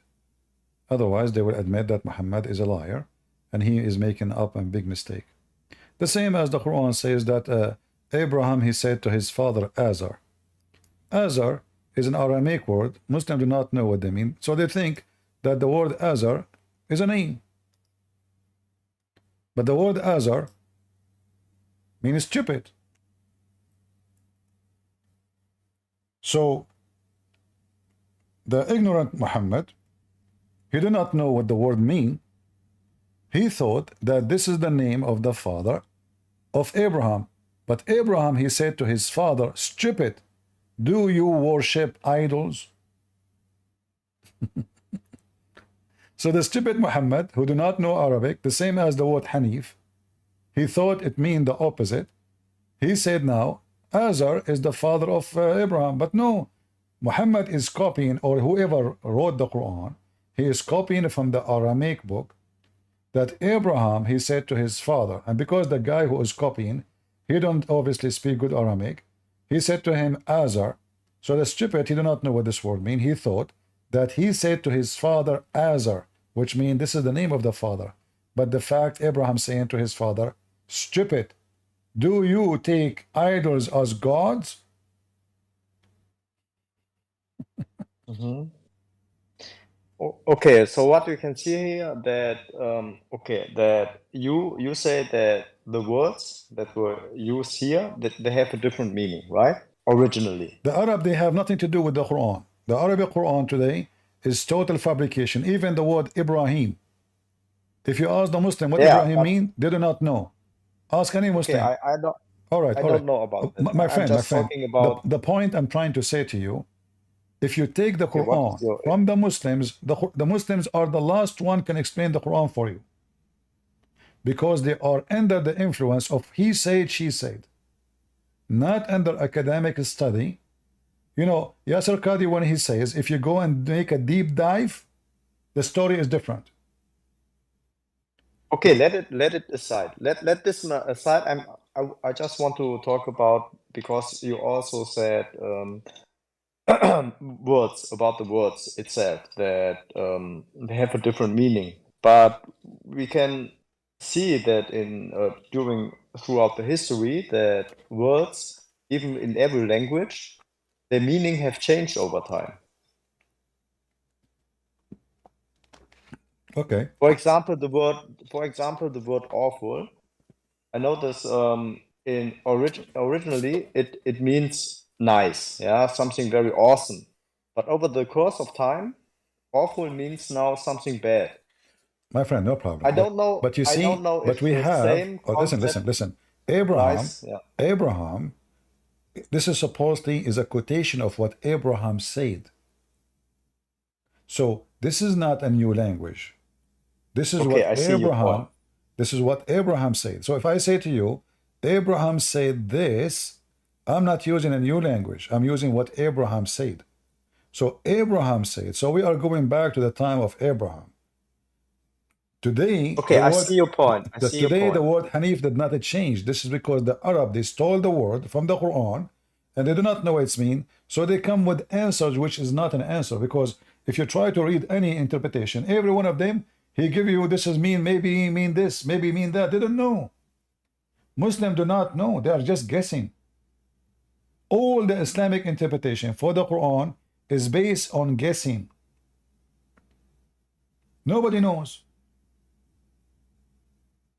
If, like, I will give you an example. No, I know what you mean. I know what I'm just thinking about. Okay, if you know that the meaning of the word has changed over time, and if you use the original word, which has now a different meaning, then you would. You are saying now, what now? Also at the time of when the Quran was written, No. then you It will cannot, surely know that no, it will it be cannot be. It misinterpreted. cannot be. Because Hanif is not an Arabic word, and Muslims agree. And that is a statement Abraham said in his time. So this is the language, the Aramaic language, the old Aramaic, which is the, exists until now. So we cannot say it was not exist, we do not know what it was. We know what it is. We have the language. And there's until now people, they can read it. Until now, now there is two Aramaic. There's the ancient Aramaic, and there's new Aramaic. And there is people who speak the ancient, and there is people who speak the new one. So we have them both. It's not like a language, like maybe like the old Egyptian. We have only some very few people, they can put the word together. It take them a lot of work to do it. No, this is a living language. It's not dead. In fact, Aramaic is the most living language between all languages. Like now, you pray in English, you say Amin. This is Aramaic word. The word Africa is Aramaic word. The word Europe is Aramaic word. Tons of names of countries in Europe, cities, are Aramaic words. Aramaic is the most living language. When the Christian they pray, they are using Aramaic. Ilah, you know. So Aramaic is a very powerful language, and the Quran is just a counterfeit of something else. Obviously, it was written in Aramaic, and this is why the Quran is messed up, and the Muslim can't understand anything in it. So they start guessing, what does this mean? Maybe it meant. You will find, like, the funny thing is, the Quran claims that this is a pure Arabic. If I type the word Arabic, you will see how many times the Quran claims that this is a pure Arabic. Then if you go right now to Google and search foreign words in the Quran, you will find long list. Even the Muslims agree that those are not Arabic. So how the Quran said that this is a clear Arabic Quran, as you see, not only it is a clear, there's no croak in it, which means it is perfect Arabic, no additional language, pure Arabic. But the second you starting from the name of the Quran, Quran is not an Arabic name. This is an Aramaic word. Mohammed is not an Arabic word. This is an Aramaic word. Ar-Rahman is not an Arabic word. This is an Aramaic word. Go to any church, you will see they say Rahman Rahimu. Go right now to any church, they pray in Aramaic, you will hear them saying those words. Natrahamu alaykum. So they, everything they have in their religion is a fabrication, is a theft. This is why if you ask a Muslim here, it says Israel. You ask them what Israel mean, they don't know. What Israel mean? Okay, what Mikael mean? They don't know. The most important names in Islam, they do not know what they mean. What Gabriel mean? They don't know. Because all those names are a theft from other languages. So what I'm trying to say to you, all your religion is a counterfeit, stolen from other people, starting from the name Allah, with the name Akbar, with the three daughters of Allah, with the Kaaba, the cube, the black stone, Al-Mecca, the name Mecca. Even the word Mecca is not original. This is coming from the temple of the Mecca, which is in Yemen. And this is the moon god. The symbolic of this. Did you ask yourself why the crescent moon is the symbolic of Islam? The Muslim, they say this is not necessary. This is necessary. The Quran mentioned it clearly. The moon, the crescent moon specifically. All the religion of Islam is based, all the festivals, all the occasions, all the rituals is based on the crescent moon. This is not somebody just put a crescent moon by mistake in the top of the mosque. This is the core of Islam. If you go, you ask, what is the fasting month for the Muslims? Can you tell me? Who? What is first Imams? Yeah? Who the first Imam is? The fasting month. The fasting month. Uh-huh. That's in February. No, I'm saying what the name in March. Arabic. Ramadan. No. I'm saying Arabic, Ramadan. the name. Ramadan, yeah. Uh-huh. Ramadan. Is Ramadan a month or this is a moon? Ramadan is a month or moon? Is it a month or a moon? Moon. It is a moon. So here you see the false translation. You see, here in the translation they say, the month of Ramadan. The fact, Shahr is an Aramaic word and it is a Hebrew word too. Mean moon. Moon. The moon of Ramadan. Which moon is that? The crescent moon. So whoever of you, and you will notice here that in the moon of Ramadan, the Quran came to Muhammad. So the very much the core of Islam connected to the moon. The Quran came delivered by the moon of Ramadan. So whoever of you cite the moon, you don't cite the month. You see how they lie in the translation, always they say moon, month. Look, they got themselves busted. So whoever of you cite, you don't cite the month, you cite the crescent moon. Yeah, it says the crescent on the first night. Yeah, but other translation doesn't say that. Every translation gives you different words, because all of them, even this one, they are lying, because they are giving false translation. They are saying the month, which it should be, unless they are ignorant, it should be the moon of Ramadan, which where the Quran revealed. So whoever of you cite the crescent moon of Ramadan, he should fast it. It's about citing. You don't cite a date, you don't cite a month, you cite object. And what object we are talking about? It is the moon. So the moon, the crescent moon specifically, is the core of Islam. Allah is the God of the crescent moon.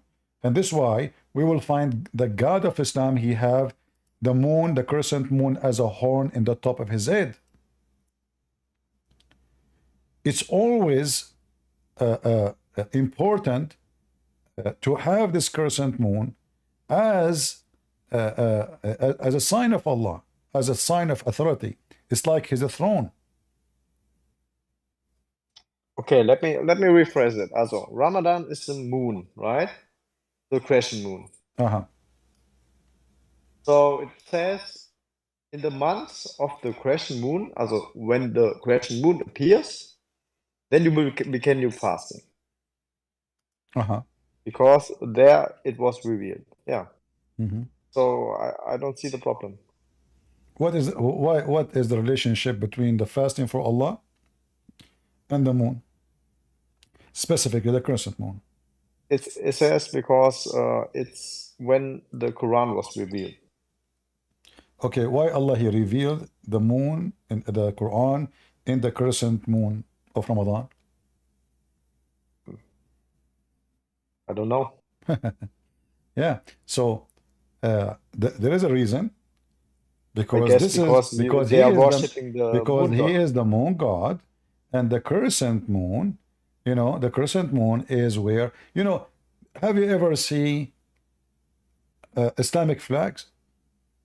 Yeah, there's always this crescent moon. There is something unique about Islamic flag. This is not a new. Islamic flags exist. This is the Arab flags before Islam. You will notice that many of them, they have the crescent moon, and they used to have 3 stars in the front of the crescent moon. Did you see any of them? They have 3 stars.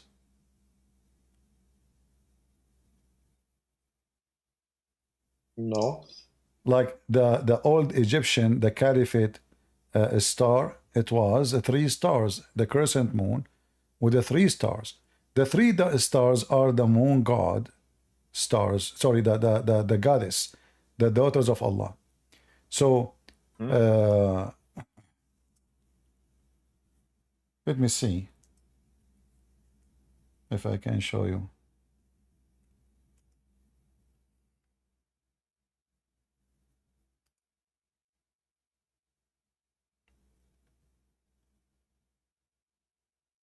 Here we go. This is the old caliphate.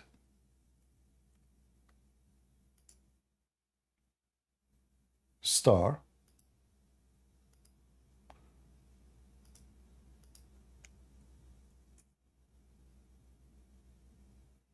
Do you see it? Yes. The moon god, the throne. The three daughters is the three daughters of Allah, the three stars.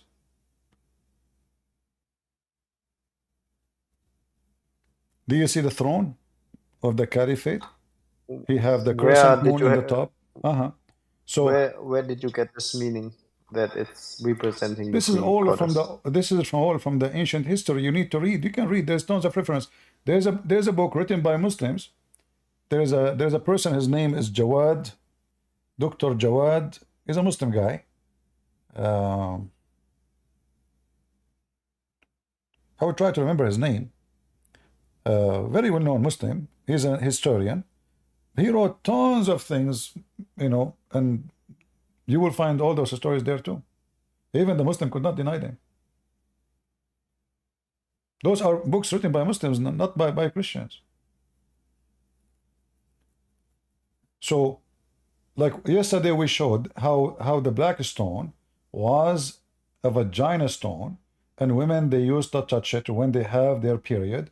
They place their hand inside the vagina, which is the black stone, and they pray to Allah, which is the God of fertility. He will fertilize their vagina and make them have babies. So women, when they have no babies or they cannot make babies, they think, this is what the Arab used to believe before Islam, that if you cannot have babies, that means you commit a sin and Allah is punishing you. So what they do, they go naked around the Kaaba. And let me show you. And you will see now what is the root of Islam. Everything the Muslim today do is the same as the Arab pagan. So men and women, they used to go totally naked in the state of nudity around the black stone, wearing no clothing.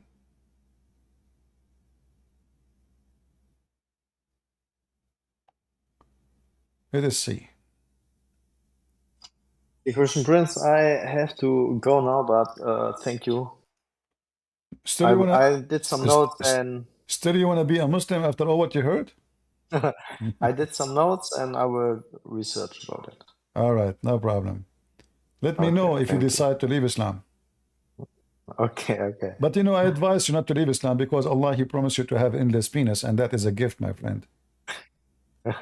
Yeah, this is how you know. This is how you know that your God must be the true God, because only true God will give you endless penis. Fake God, they cannot do that. You know. Let me show you this one before you go. Do you see the screen? Yes.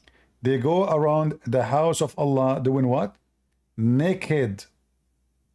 In the state of nudity. The first naked beach, it was not in Europe. It was in the town of Mohammed. Do you see it? Totally naked, men and women, wearing nothing. After they go and do tawaf around the Kaaba naked, there's a group of men, they provide clothing to those who just had sexual rituals around the Kaaba. Men and women walking naked. The man, his penis is the woman, her vagina is a dripping blood. They go, the woman, she touched the black stone, touch her vagina first, she placed her hand inside the stone. The man, he come after, usually it is her man, he put his penis in the stone and he wrap it over his blood, praying to Allah to make this woman give him babies. That is Islam. And this is the reference, in case you don't believe me. This is very authentic. 12019B. Okay, I wrote it down. Thank you. Don't forget to buy a ticket to Saudi Arabia so you can do the same and send us pictures. If I keep being a Muslim, yeah, and in case Christianity is the true religion, what will happen to me? I will go to hell. What do you mean? What will happen to me in case Christianity is the only true religion? What will happen to me as a Muslim? You will, you know, don't worry about what happened to you. I mean, you will, I guarantee you, you will never get cold. You go to hell first and let us know what happened. All right? So what will happen to me according to Christianity? Well, my friend, if you are a Muslim and you believe in such a garbage and you believe that this is holy, after all what I imagine, I said to you, this, where Jesus used to go, there's people they go naked around. I mean, this is sick. Who is the God? This is the Arab, their God is Allah. They go naked in the Kaaba. Their God is Allah. They are worshiping Allah. They call them pagan because supposedly they associate the three daughters with him. So what will happen to you is very simple. You will be smoked, you will be cooked, you will be in hell forever. As simple as that. So you stay with Muhammad, the pervert man, with everything. I mean, everything about him is sick. He did everything sick. He was sick. He's a pervert. He is evil. He is ugly. In the top of that, you discover that he is nothing but a pure pagan, disgusting creature.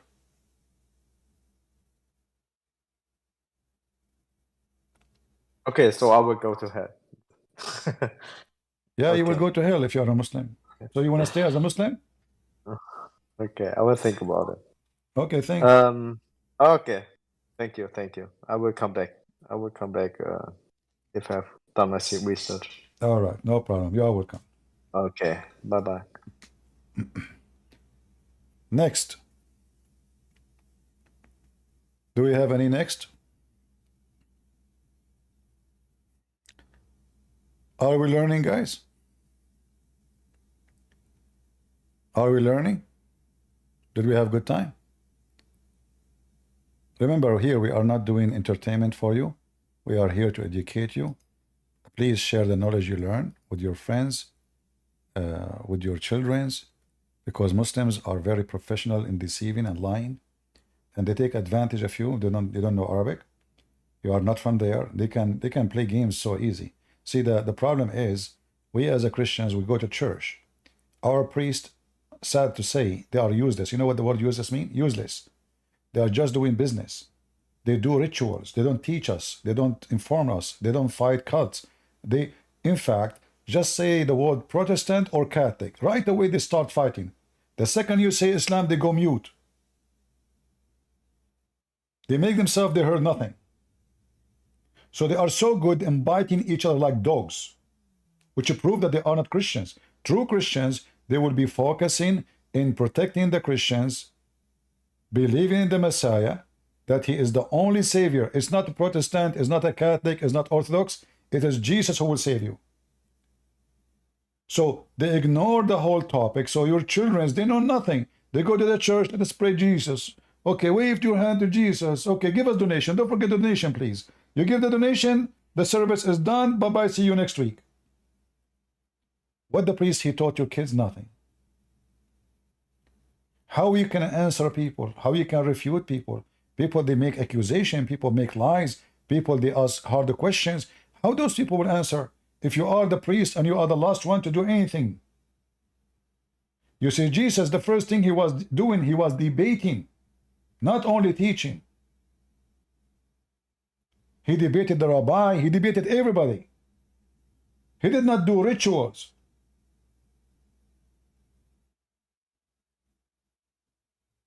The ritual of Jesus is his act. The ritual of the Christians today is doing nothing. And I am sick of those priests. In fact, I am here because your priest is doing nothing. This is the job of the priest, not me. I'm not a priest. But because they are doing nothing, somebody have to stand to fight the devil Muhammad. And not only that, you will find your priest, they lie to you and they say that Muhammad is from Ishmael. Ask them, where do you get this from the Bible? The Bible says clearly in the book of Genesis 21:21 that Azhar, she married her son to a woman, she is Egyptian. So the father is Egyptian, the mother, the wife is Egyptian, the kids are Arab. This is how stupid your priests, they give you false information. In fact, some of your priests, they say to you that Muslims, they worship the same God. Those are the devilish priests.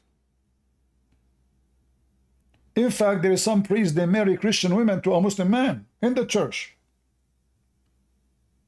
How dare you? So those corrupt people, they are your enemy. They are the enemy of God within your church. So be aware of false teachers, the Bible says. Not everyone says to me, Lord, Lord, will enter the kingdom of my Father, but the one who do his will. Those priests, they wear uniform, but uniform is just the clothes of the sheep. Stay away from division, Christians. Be united. Your Lord is one. Your God is one. Your Bible is one. Your saints are one. Your disciples are one. Why you are divided? You are divided because you follow the priest.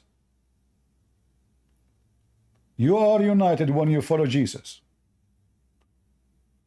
The Bible says clearly, there is no Greek, there is no Hebrew, there is no free, there is no slave, for all is one in Jesus' name. Amen. So why you are divided? The devil divided you. Chapter 5, verse 14 in the Quran said, Allah, he said, he will spread hatred and enmity between the Christians until the day of judgment. And whoever person he claimed to be Christian and he is spreading enmity, he is serving the devil Muhammad. Even if you do not know. And how many of us they are serving, wrong word, sorry. They are serving the devil without knowing. How many?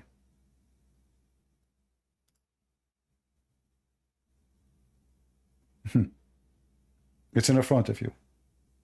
Allah will provide you with hatred and enmity within your family. Hafiz. How are you doing, Hafiz, the Muslim? Are you there?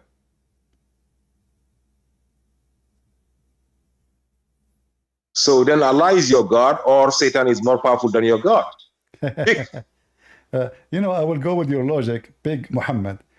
The one who can divide, that means he is God. Well, that means Allah is shaitan, because your God is shaitan. Just a stupid idiot. The one who believed that the angels created everything. Did you hear what he said? So you believe that shaitan is God because he is the one who can, you know, do things. Well, this is what your God do. This is the devil. The Bible warns us about shaitan. Jesus says the father of all lies is the devil. And how the shaitan or how the devil can divide people, not by power, but by lies. You do not need to be powerful. Your God, your filthy Muhammad, he said, copying the Bible, that when shaitan, he see Jesus, he will dissolve like salt in water. Like what? He will dissolve like salt in water. But when your shaitan come to Muhammad, according to Muhammad, shaitan, he command Muhammad to do good. Am I lying? Read it. He command me not, but to do good. Who is talking? Muhammad. So who is your God? The devil himself.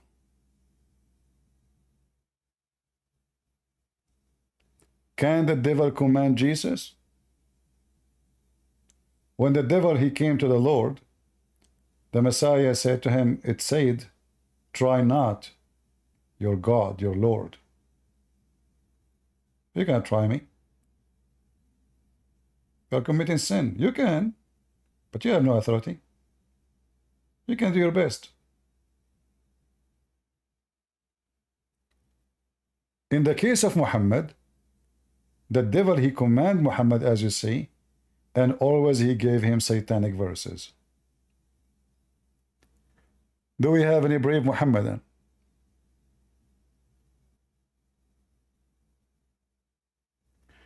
what is the number of the hadith? This is reported in Sahih Muslim, but here it is in Mishkat al-Misbah 67.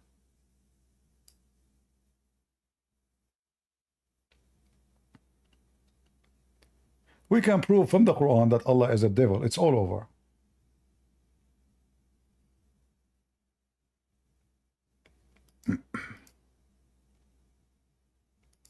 Ultimate Fart is possessed. Hello, Christian Prince. How are you? I'm fine. My friend, I just got your book, the physical book. It's a wonderful book. Thank you so much for writing this. I'm at page 196. Says about having sex with little children. This is enough proof that Islam is satanic. It's terrible. And thank you so much for exposing this satanic cult. You're welcome, my friend. Enjoy reading the book. I'm working now on a new one. I hope soon I will be ready with it. Hello. Thank you so much. You're welcome. Yes, Nora, go ahead. I was here before. I want to ask you about 2 verses. All right, no problem. Go ahead. Okay, one of the verses that I want to ask about is about Matthew 24 and 36.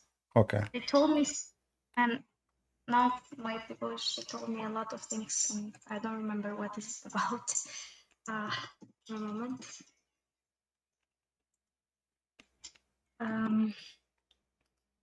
Yeah, they told me that they should, like, not even the Son nor the Father know when the day of judgment will come. And they started asking me, like, if this is the Son of God and he's God, like, why does he say that nor the Son will know about the day of judgment? All right. You know, when Jesus said the word Father, what does that mean? The God. He means the God. No, not the God only. He meant his Father. Yes. All right. So when I say only my Father, I am saying to you what? I'm saying to you that the one who have the authority is my Father. I am the Son. So we as a Christian, we believe in the divine nature of Jesus, but in the same time, Jesus, he confirmed to us that he is the Son. He is not the Father. The second Jesus, he speak about the Father, he say always that everything I have is given to me from my Father. I'm sorry, you're lagging. Can you repeat? All right. Do you hear me now? Yes. All right. So when I say the word Father, I'm mentioning not only a person, I'm mentioning authority. Do I agree? Yes. When you say to me, this is my Father, that means this person have authority on you. Correct? Yes. So this is what Jesus is saying. Jesus is saying, I am the Son, everything I have is given to me from the Father. So only the Father has the right to announce the day of judgment. This is not my job. My job is to be the judge over the flesh. So we as a Christian, we believe, and the Bible says that each one in the Trinity has a job to do. This is why it is a Trinity. Perfection. The job is done by the Father, the job is done by the Son, the job is done by the Holy Spirit. It is for the Father to announce the hour, it's not for the Son. But if you read with me, and you mentioned to me chapter Matthew 24, correct? Hello?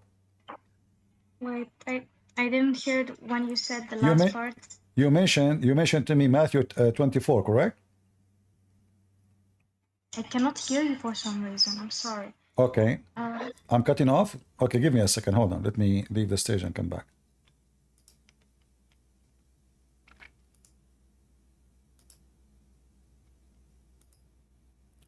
All right. Do you hear me now? Yes. All right. So you mentioned to me Matthew chapter 24, right?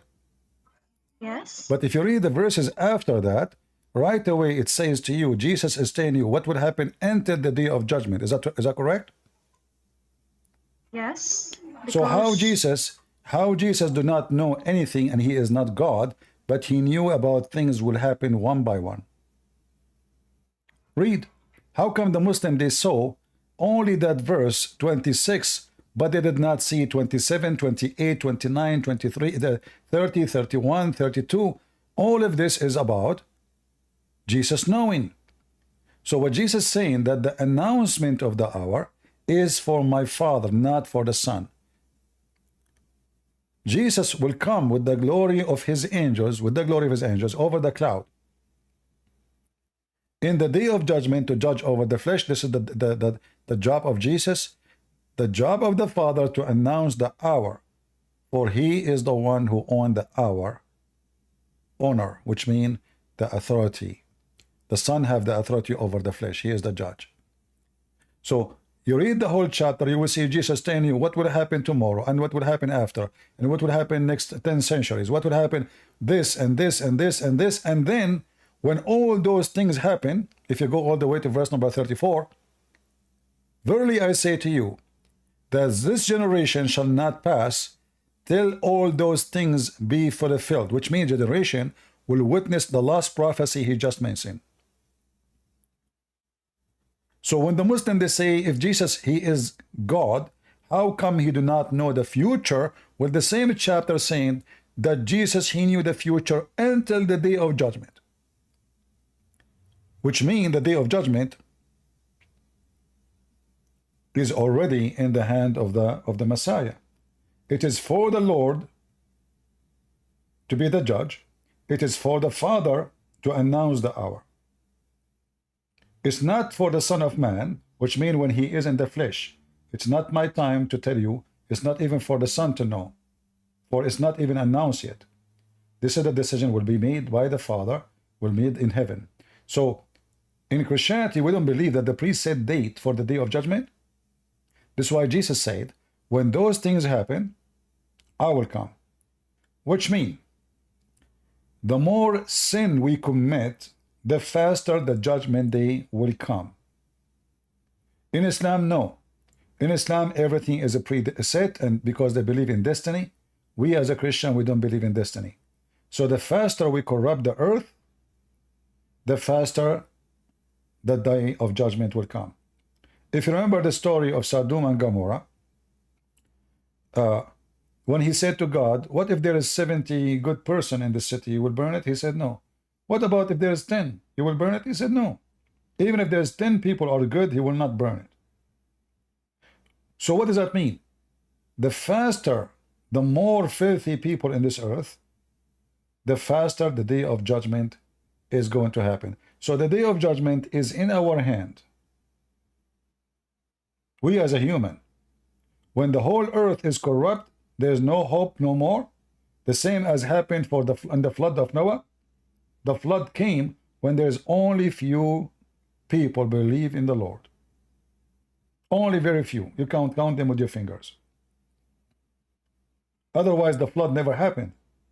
The flood happened because of the corruption, not the opposite. Same way the day of judgment. The day of judgment can happen tomorrow if the whole earth corrupt today. The day of judgment can happen 100 years from now, or maybe 1,000,000 years from now. Depend how many evil left and how many good people left. If the whole generation become evil, and this is why Jesus said all those things in the chapter, when all those things happen, you will notice that this is when I am coming back to you. All right? All right, thank you. And I And also... but before you go, if a Muslim saying that Jesus cannot be God because he do not know the hour, well, isn't it the God of Islam do not even know anything about the hour? If you go to the chapter of the moon, where it says in شق القمر ذات الساعة وانشق القمر or اقتربت الساعة. So the moon is split, all right? The moon is split, and the day of judgment is in the corner. Didn't Allah make a false prophecy about when the judgment day is going to happen? He just announced that the moon is split as what? As a sign of the day of judgment. Correct? Yeah. But where is the day of judgment? True. He did not say, he did not say this, the judgment day will happen later. He says it's in the corner. And this is the moon splitting, which means the start of it. Muhammad in the hadith, he said, a bunch of people, they come to him and they said, O Prophet of Allah, when the hour will be, when the day of judgment will be. He said, there was a boy with them. You know, we don't know how old he is, but he is a boy. He said to them, this boy, before he grow old, the hour will come, the day of judgment will come. Muhammad made a false prophecy claim. And this is explained to us now, the chapter of the moon. Muhammad was not talking about the day of judgment is going to happen 10 million years after. He was speaking about that is going to happen to you in a few years from now. So, the book of Interpolation, do you see the title? Yes. All right. So this is clear now. The book of Interpolation is about what? It's about judgment day, correct? Yes. All right. So a group of people, they came to Muhammad. A young boy of Mughira bin Suhba happened to pass by the Holy Prophet, and he was of my age. Thereupon Allah Apostle said, if he will live long, he will not grow very old till the hour will come.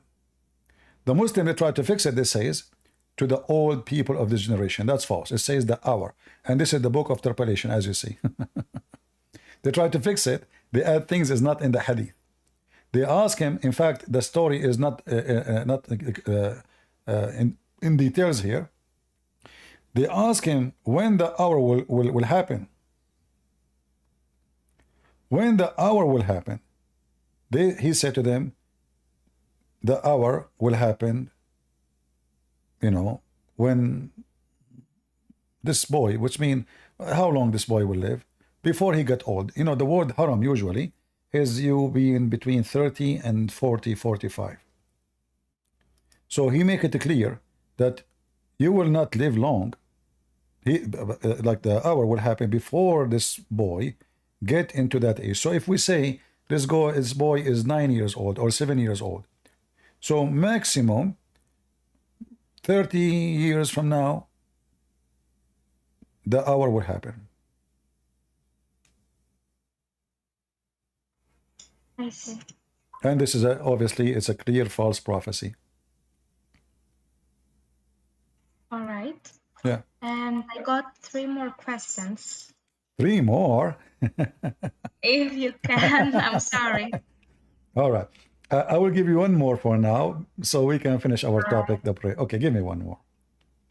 All right. They also gave me a verse. It was Samuel 15:3, which talked about that we shall not spare the man and the woman and the ox. So I didn't know how to answer that either when they asked me. So your question is why it says don't spare anybody? The whole verse says that now go and smite Amalek and utterly destroy all that they have, and spare them not, but slay both men and women, infant and suckling, ox and sheep, camel and ass. This is what it says. All right. You know, the Muslims who said that to you, they are a bunch of donkeys because this is a story in the Quran. And because they are donkeys, they do not know that the Quran mentioned it. They are making fun of something in our book because they are donkeys. If you go to the chapter of Al-Baqarah, verse number 251. Do you have the Quran with you? Yeah, but because it's in Arabic grammars and I didn't learn Arabic grammar specifically, I don't know how to read it. You know, Noura, you spoke to me before and you left Islam, correct? Yes. All right. Just I'm trying to remember because, you know, I have thousands of people, they left Islam after talking to me. So I want to be sure. So if you go in the Quran, let us go to the Quran here. Just to show you how those stupid people. So when you go back to talk to them, says, if this is bad, that means you should leave Islam. Because this story is in the Quran, is speaking about those enemy. They slaughter the Jews, they rape their women, they kidnap their children, and they attack them from the rear. If you go and watch the videos in YouTube, you will see Netanyahu speak about the same story. He said, do you remember, he was quoting the Old Testament, do you remember when they attack you from the rear? That is the Bible. Those people, they attack from the rear. They rape the women, they kidnap them, they kill the children. And here in the Quran, chapter 2, verse number 246, is speaking about the same story. Allah, he told them, go and kill all those people. They refuse. And if you read the interpretation for the story, you will see that the Muslim scholars agree with the Jews that when they were fighting supposedly the giant, those giant, they killed a lot of Jews and they slaughtered them and they raped them. And in fact, they used to open the belly of every woman and they killed the baby to be sure that no baby will be born after they kill the women. And to the point, according to Muslim stories, that there's nobody left from the people of Israel who be descended from Isaac, except one woman. That woman, she gave birth to Prophet Samuel. So the God there is saying to them, you go and kill them, because if you don't, they will kill your kids too. They will continue. This will be endless. And the Muslims support the story, but not the Muslims in YouTube, because the Muslims in YouTube, they are a bunch of coward hypocrites. They do not know, they are ignorant. They do not know that this is in their religion. They do not know that this is their books. They do not know that this is the Quran approving it. And not only that, the Quran condemning the Jews for not killing those people. Read carefully. They said, appoint to us, O Allah, a king who will fight in the way of Allah. So they asking Allah to send them a king who will do jihad. He said, would you then refrain from fighting if fighting was prescribed for you, which means from Allah? They said, why we should not fight in Allah's way while we have been driven out of our homes and our children, our family have been taken captives. Are you with me, Nora? Yes. So what the Quran confirm? Confirm that those people are evil. They killed them, they took their land, and they take their women and their children as what? As captive. But when fighting was ordered for them, they turned away all except a few of them. And that's what the Bible says. They did not go and fight them and kill them all.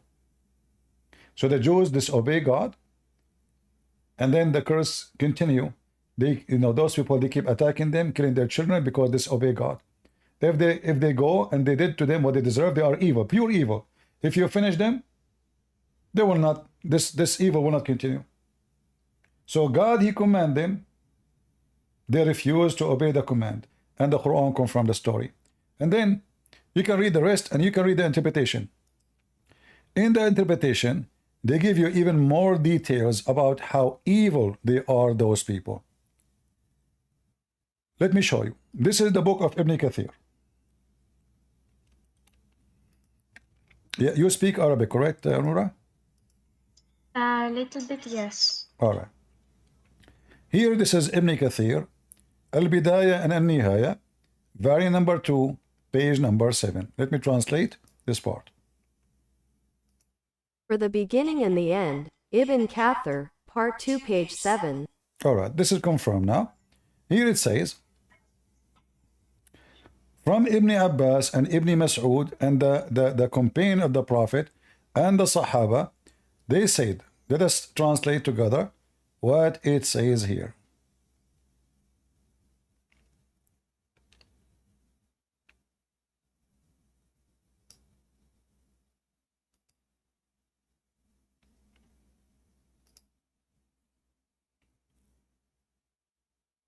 Ibn Abbas, Ibn Masood, some of the companions, Al-Falabi and others said that when the Amalekites from the land of Gaza and Ashkelon defeated the children of Israel and killed many of them and took many of their children captive, prophecy was cut off from the tribe of Levi and nothing remained among them except a pregnant woman, so she began praying to God Almighty to grant her a male child, so she gave birth. A boy, so she named him Ashmuel, which means in Hebrew. Are you with me, Nora? Yes. So what those people did, there's only one woman left. According to the Muslims, they killed everybody, they raped everybody, they tortured everybody, they enslaved everybody. So why the Jews, if they do the same to them, God did not order them to rape. No, he told them to kill them all, for they are pure evil. So why this is bad if they are punishing the people by what they did to them?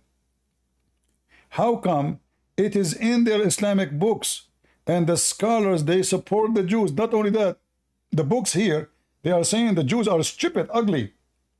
They refuse to obey Allah and kill them. Do you see the hypocrisy, guys? So in their books, they accuse the Jews of being bad for they refuse to kill those people. But they go in YouTube and they say that the Bible is evil because God commanded them to kill them. Are you with me? I hear you. So they make, in their book, they accused, the Quran accused the Jews of disobeying Allah by not killing those people. The Muslims, they play dirty game. They say, what kind of book says kill them all? And if the Muslims are against killing children, well, isn't it the Quran says kill children? Isn't it the Quran tell us the story about the boy which is slaughtered by Al-Khadr? You know the story, Nora? I hear you.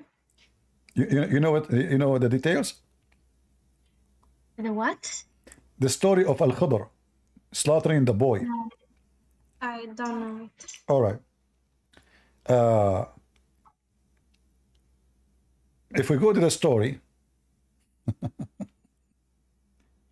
just to show you, I'm just trying to arm you with some answers, so those people, you can shut them. Let them to come to me. Let those the ones talking to you, tell them if you are brave, why you don't come to Christian Prince and wipe the floor with him? But they don't dare. Sometimes I do, but they do not want. I don't know. I know, they don't dare. Yeah. Can I talk? Can I talk? No, you cannot talk. And you are a male. Why you are using a picture of female? Oh. Just kind of feel like. Get out of here. This is what is missing in my life. Men with the women clothes. Okay. Oh, before you continue, I heard, because I will forget about it. I heard something about the book of yours. Let us focus on this one. I told you two questions. Let us finish this one.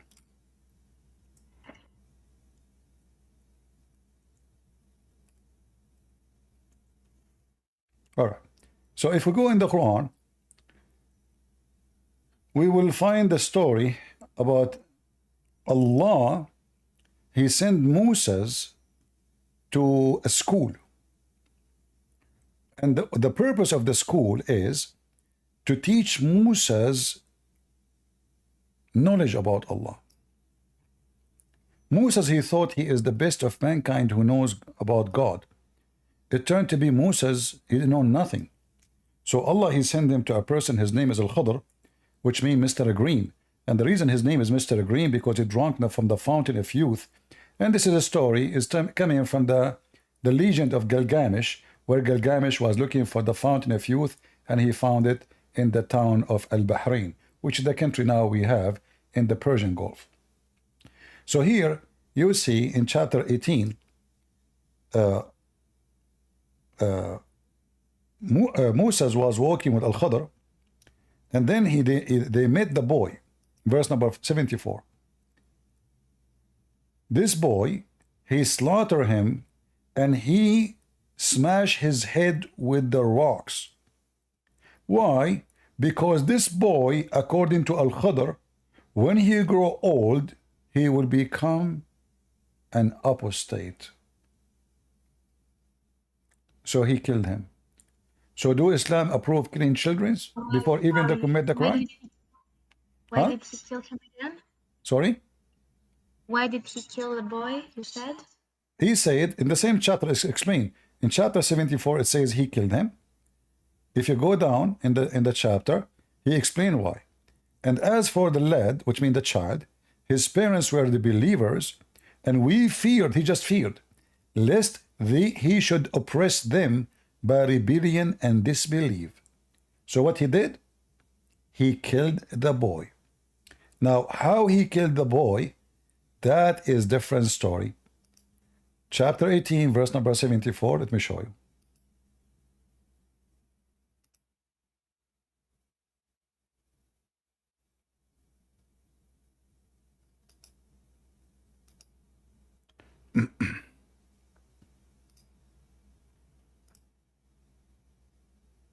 All right. You can see the screen? Yes. All right. So they said leaving the ship, which means Al-Khadr and Musa's. And again, this is the official government website of the Kingdom of Jordan, chapter 1874, Tafsir al-Jalalain. So they left the ship, Al-Khadr and Musa's, and then they walked by foot until when they met a boy. He had not reached the age of puberty, playing with other boys. Among them, his face was fierce. He, Al-Khadr, slew him by slitting his throat with a knife while he lay down, or by tearing his head with his hand, or by smashing his head against the wall. What? All of this because maybe, when he grow old, he might be not a good believer. I don't know what to say. This is disgusting. I don't know what to say to this. See, but the Abdul, the hypocrite, you know the Abdul? For me, they are the same as a camel.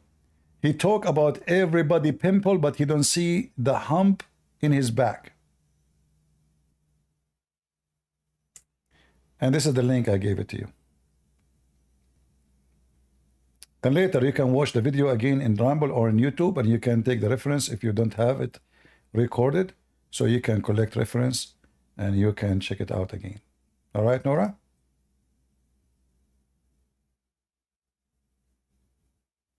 Are you there? Oh, sorry, I had mute. I said, yes, I have it. And thank you so much. And sorry for wasting your time. No. You are not wasting my time. No. My sister, you see, I'm here. I'm serving the Lord by serving people. The Lord, he says to us, in order to be a master, you have to be a servant. So I am here to serve. I'm not here to be a master. So by serving you, I am doing what I need to do as a Christian. This is what I'm doing, and this is what I love to do. I'm just trying to make the best of the time for everybody, so everybody can get the benefit, not only you. This is why I refuse even to talk in private, because if I answer a person in private, only him, he got the answer. If we answer in public, thousands of people, they will get the same answer. So we are trying just, to make the time more useful for more people, so everybody will enjoy the wealth of God, which he gave us, and the wisdom he gave us. You know, we as a Christians, when we speak about violence, we don't reject Muhammad because of violence. This is false. We reject Muhammad because of evil. Because violence, there's many ways of violence. Even God himself do violence. Isn't it hell is violence? It is. Isn't it death is violence? It is. God caused death to everybody every day. Every day.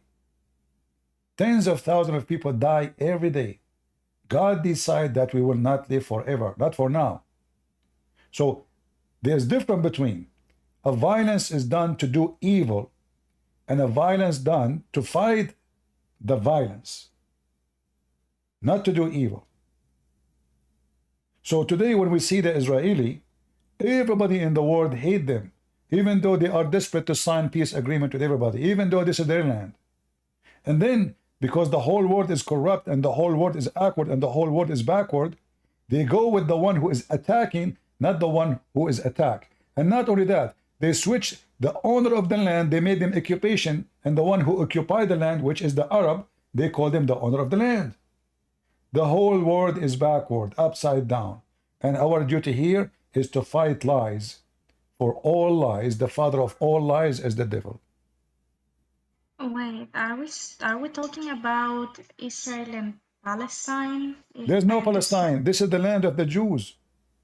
There's no Palestine. There's no Palestine. Palestine is a word given to a territory which is where the migrant, the stranger live in it.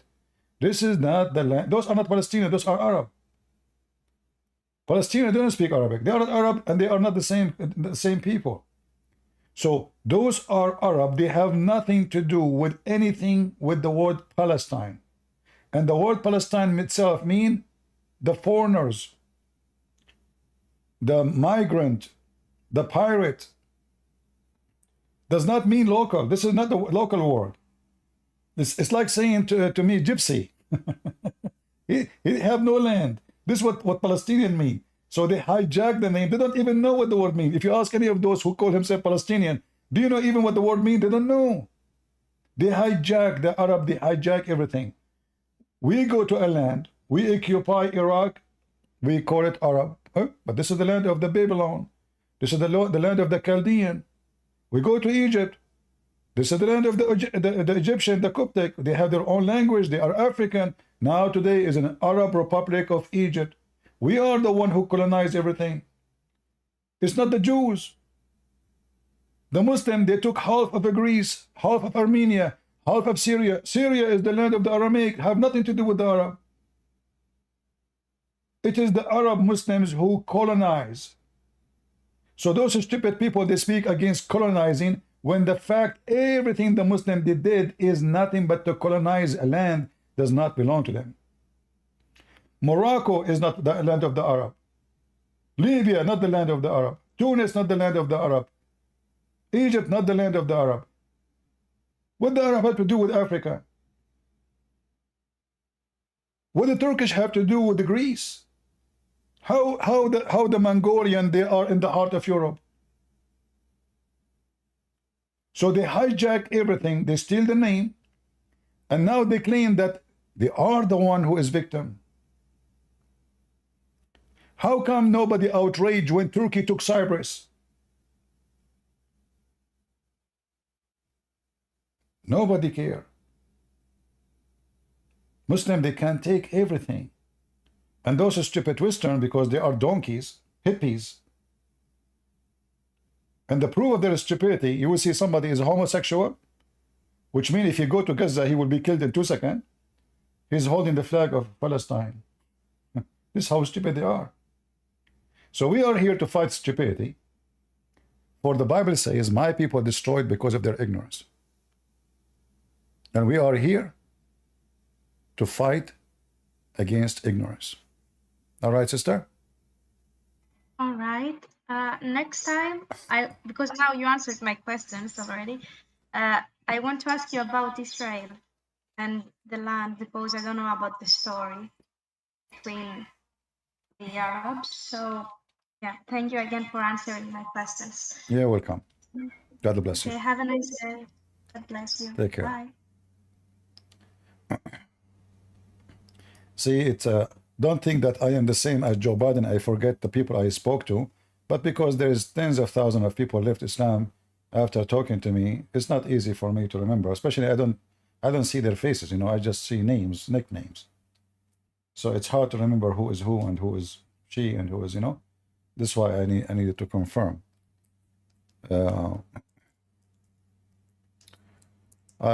So, do we have a good time? Are we learning?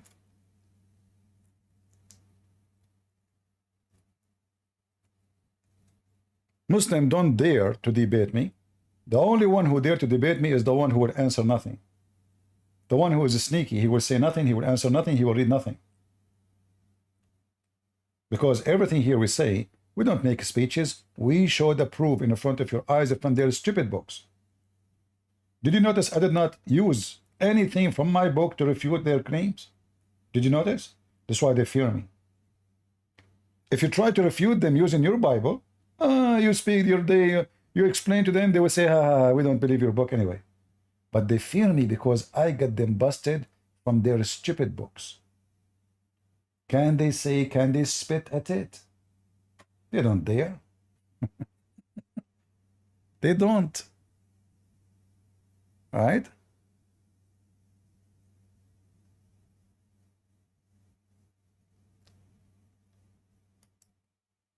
Anyway.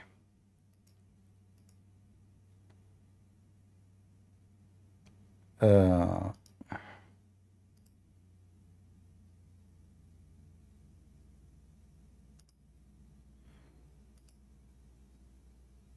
we have enough for today? I think I should give you a break.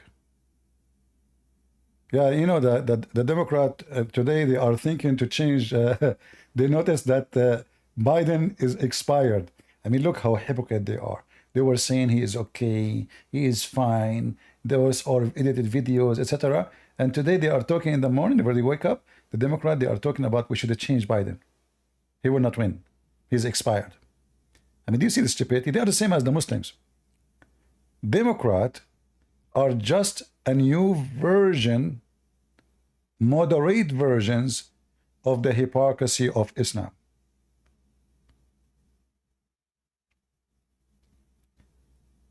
For me, every Democrat is a Muslim,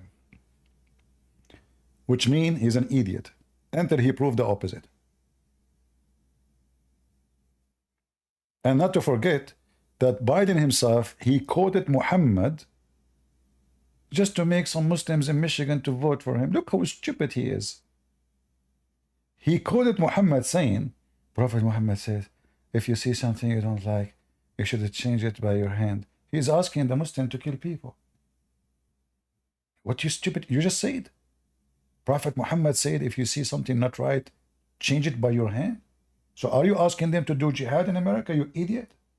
By your hand? So why are you going after Trump, the guys who went in John 6, whatever? They're trying to change it by their hand. You are asking the Muslim to change this thing is wrong in America by their hands, like what? Like homosexuality as an example? This is how stupid this idiot Biden. Okay, we have a Muslim.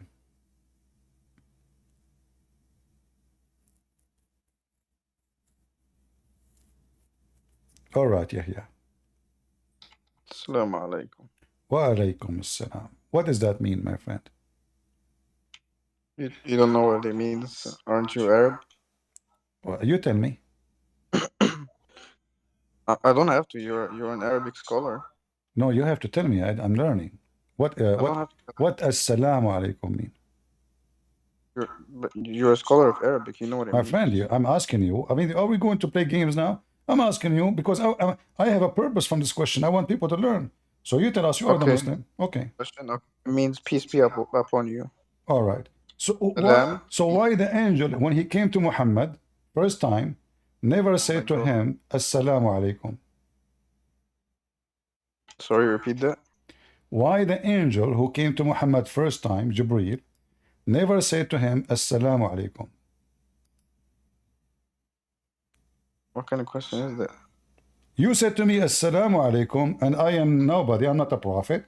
I am not even a Muslim. And Muslims are forbidden. Muslims are forbidden to say Assalamu alaikum to non-Muslim. Don't you know that? But how come Muhammad is the prophet of Allah? And Allah, he sent him an angel. It's not obligatory to say it. How come? How come when the angel he came to Mary? How come when the angel came to? How come? Mandatory. It's not mandatory. Listen. How come when the angel came to Mary, he said to her, "Shalom to you, Mary." The same angel. Okay, it's not mandatory. What do you mean?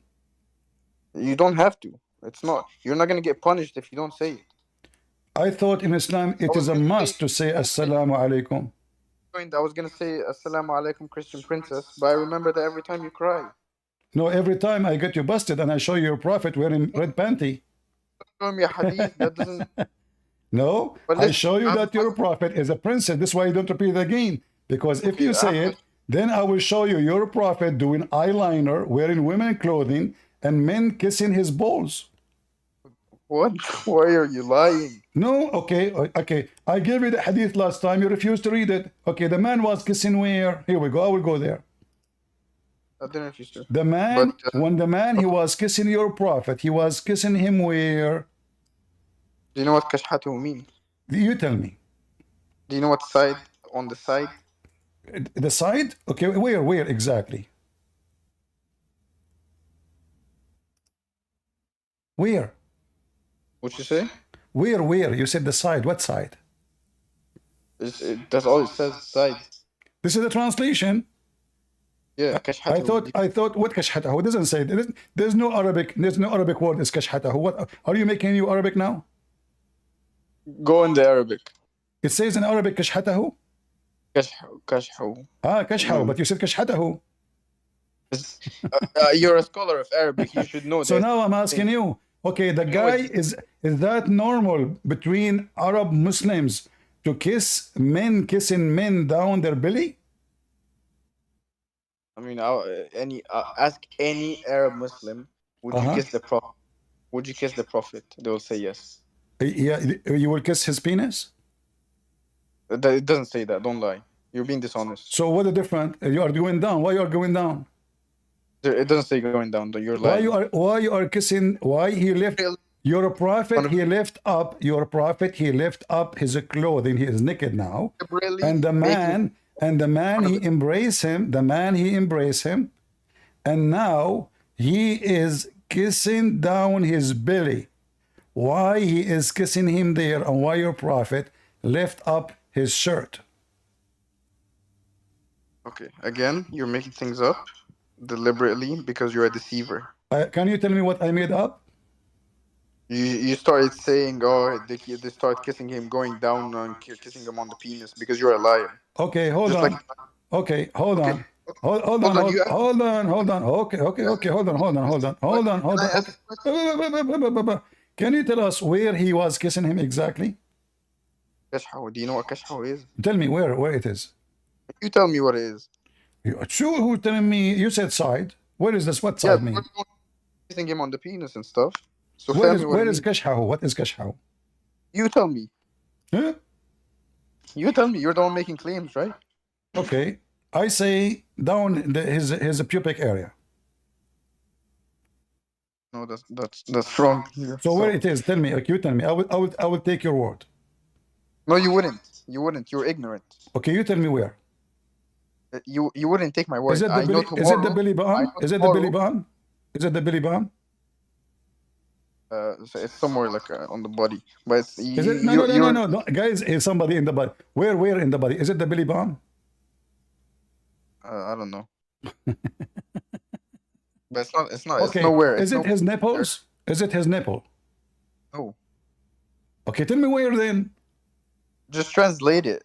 Aren't you a scholar of Arabic? No, this is false translation. You speak Arabic, you know better than me. Come on. Where it is? I'm giving you options. Guys, I said down to his private area, he said no. I said his belly bump, he said no. I said his breast, his nipples, he said no. So where? You tell me, aren't you a scholar of Arabic? Tell me. I genuinely want to know. I want to know. I want to take your opinion on it. All right, take care. You find out, practice it, and come back. And don't forget to take a video. The reason you did not call me princess because I will wipe the floor with you and your prophet if you say so. Not because you are a respected person. You are just a kid like the rest of them. By the way, I'm going to convert to Islam so I can do breastfeeding, but not for men, like your prophet. What the heck? What's wrong with that? The guy, you know, hey, prophet, you know, but I'm wearing no t-shirt, but you are wearing a shirt. Take off, please, take off. Yes, prophet, this is what I want. What is this? This is a prophet of God. Is that why Joe Biden was quoting your prophet? Is it why?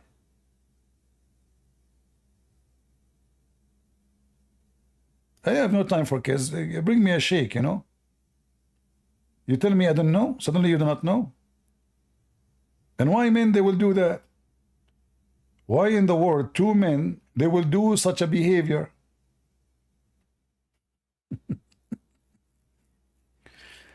Anyway,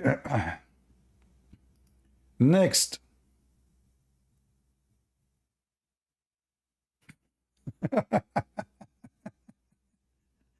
Now we know why Joe Biden was quoting Prophet Muhammad. You know? Yeah, even Muhammad, you know, I mean, the guy is very, very trashy person. Okay, Yahya, I will invite you back. I will invite you back. Okay. Let us see. I will give you one more chance.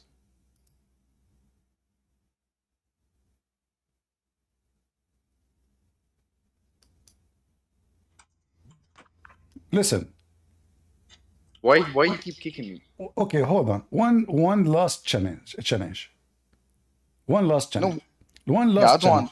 Was your prophet a gay or not? No. Did your prophet do ever a French kiss? With men? With men? No. Are you sure? Yes. You want to bet? Yes. All right. Guys, but I have a question.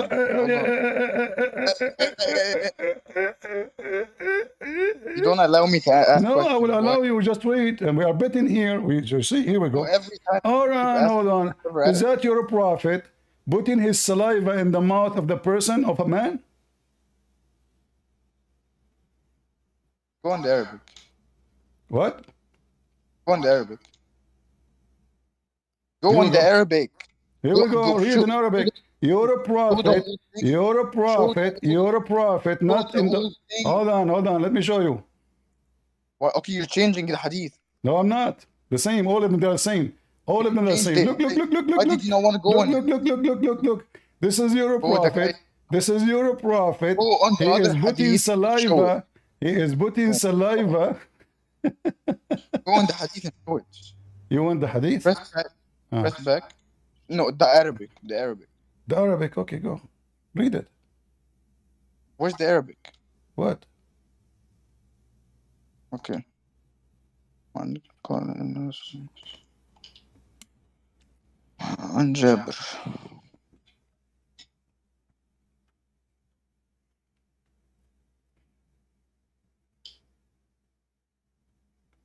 What happened? You see, it's literally not what you're saying. It's literally like. Can you read and translate? You want me to read it for you? Yeah, read and translate. Scholar of Arabic asking me to read for me. Okay, no problem. This is not dated back to the Prophet, by the way. But anyway. Read and translate. Come on. Okay, be quiet. أتى رسول الله صلى الله عليه وسلم عبد الله بن أبي بعدما أدخل حفرته فأمر به فأخرج فوضعه على ركبته فنفست فيه من ريقه وألبسه قميصه قال وكان كساك عباسا. Hold on. You know, your Arabic is the same as my rabbit. Let me read for you, you idiot. This is how you read Arabic. فأمر به فأخرج فوضعه على ركبته فنفث فيه من ريقه وألبسه قميصه. You do not know how to read. So now, you're a prophet, he put the guy over his legs and he blew his saliva inside him. Yeah. So is your prophet a gay? Why he is putting his saliva in the mouth of a man? It doesn't say that. You just made up the whole scenario. It says فَنَفَثَ فِيهِ. So he blew where? In his mouth. What? He blew his saliva where? It's not in his mouth. Where? It doesn't say in his mouth. Where? In his anus? This one is news.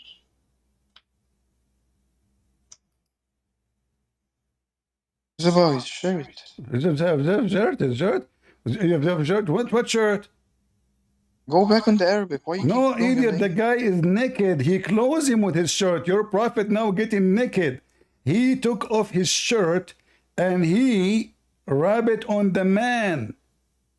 Your prophet took off his shirt. He put the man in his knees and he blew his saliva into his mouth. Go on the Arabic. Okay, go on the Arabic. Because you just made up a whole scenario. But you don't know how to read Arabic. I just corrected you. You have no idea how to read. Yeah, I don't know, brother. Hold on. Now you are calling me brother after spanking, huh? No, did your prophet? This is your Muslim. This is your Muslim translation. Read it. Go on the Arabic then. Your prophet is. I just showed you the Arabic. Is that a joke? Okay.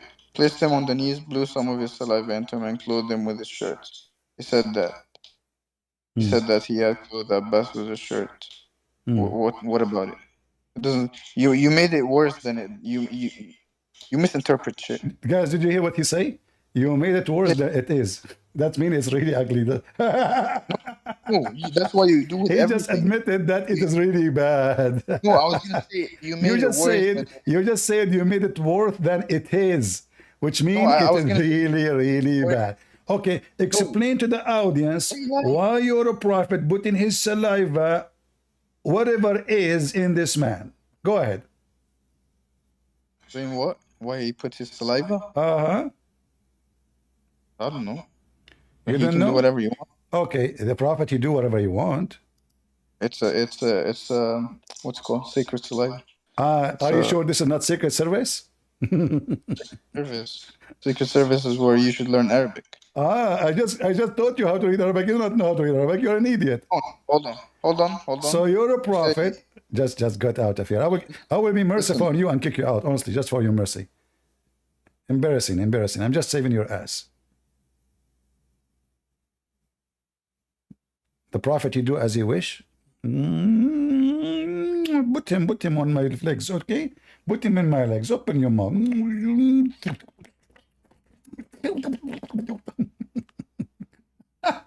The most weirdo. Potato. Do we have any real Abdul? Heavy size? Heavy weight? None of you is heavyweight. All of you are saliva kind.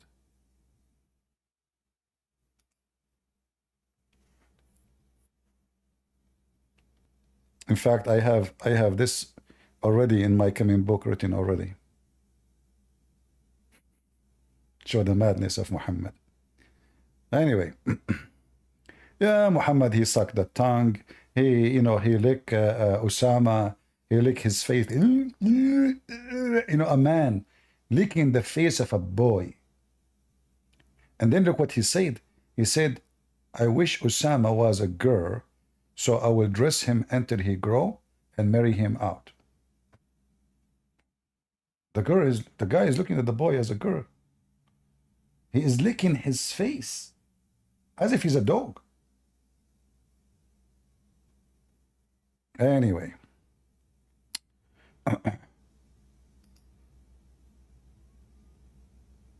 If you are here first time, don't forget to subscribe. If you are here second time, don't forget to unsubscribe.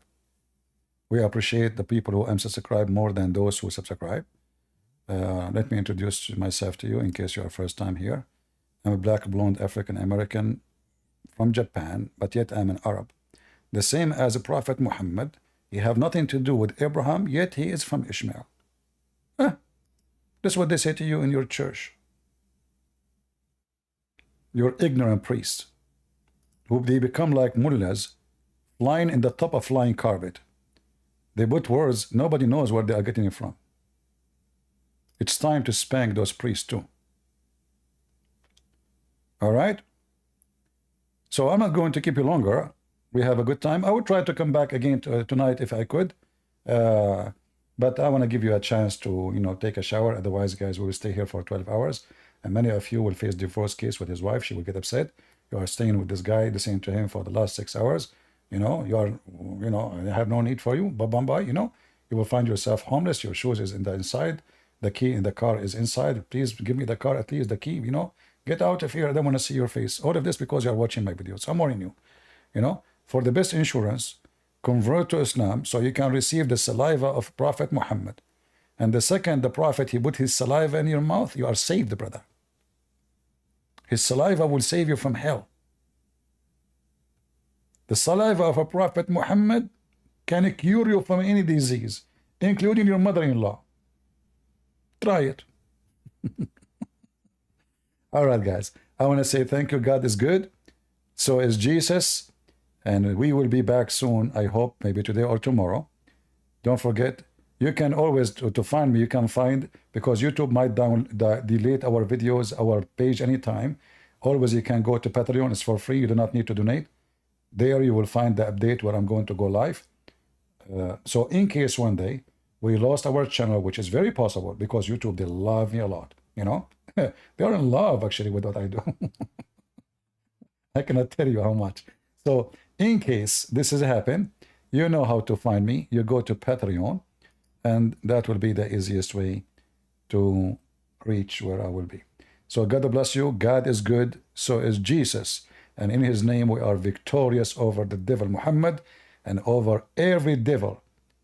No devil, no Satan, no evil spirit, no disaster can overcome us, except one disaster is to be away from the Lord. The only destruction you will bring to yourself is when you fight by your own. If the Lord is with me, who could be against me? So stay with the Messiah, stay strong, stay firm, stay believer, and fight the devil and spit on him and conquer him. And Muhammad, he said himself in his book that Islam will crawl back the same as a snake go back to its hole. And by the power of Jesus will make Islam go back to its hole like the serpent. And look, amazingly, Muhammad himself, he chose in the word serpent to describe his belief. And I agree. He is the devil. He knew better than me who he is. Thank you all, and see you soon again.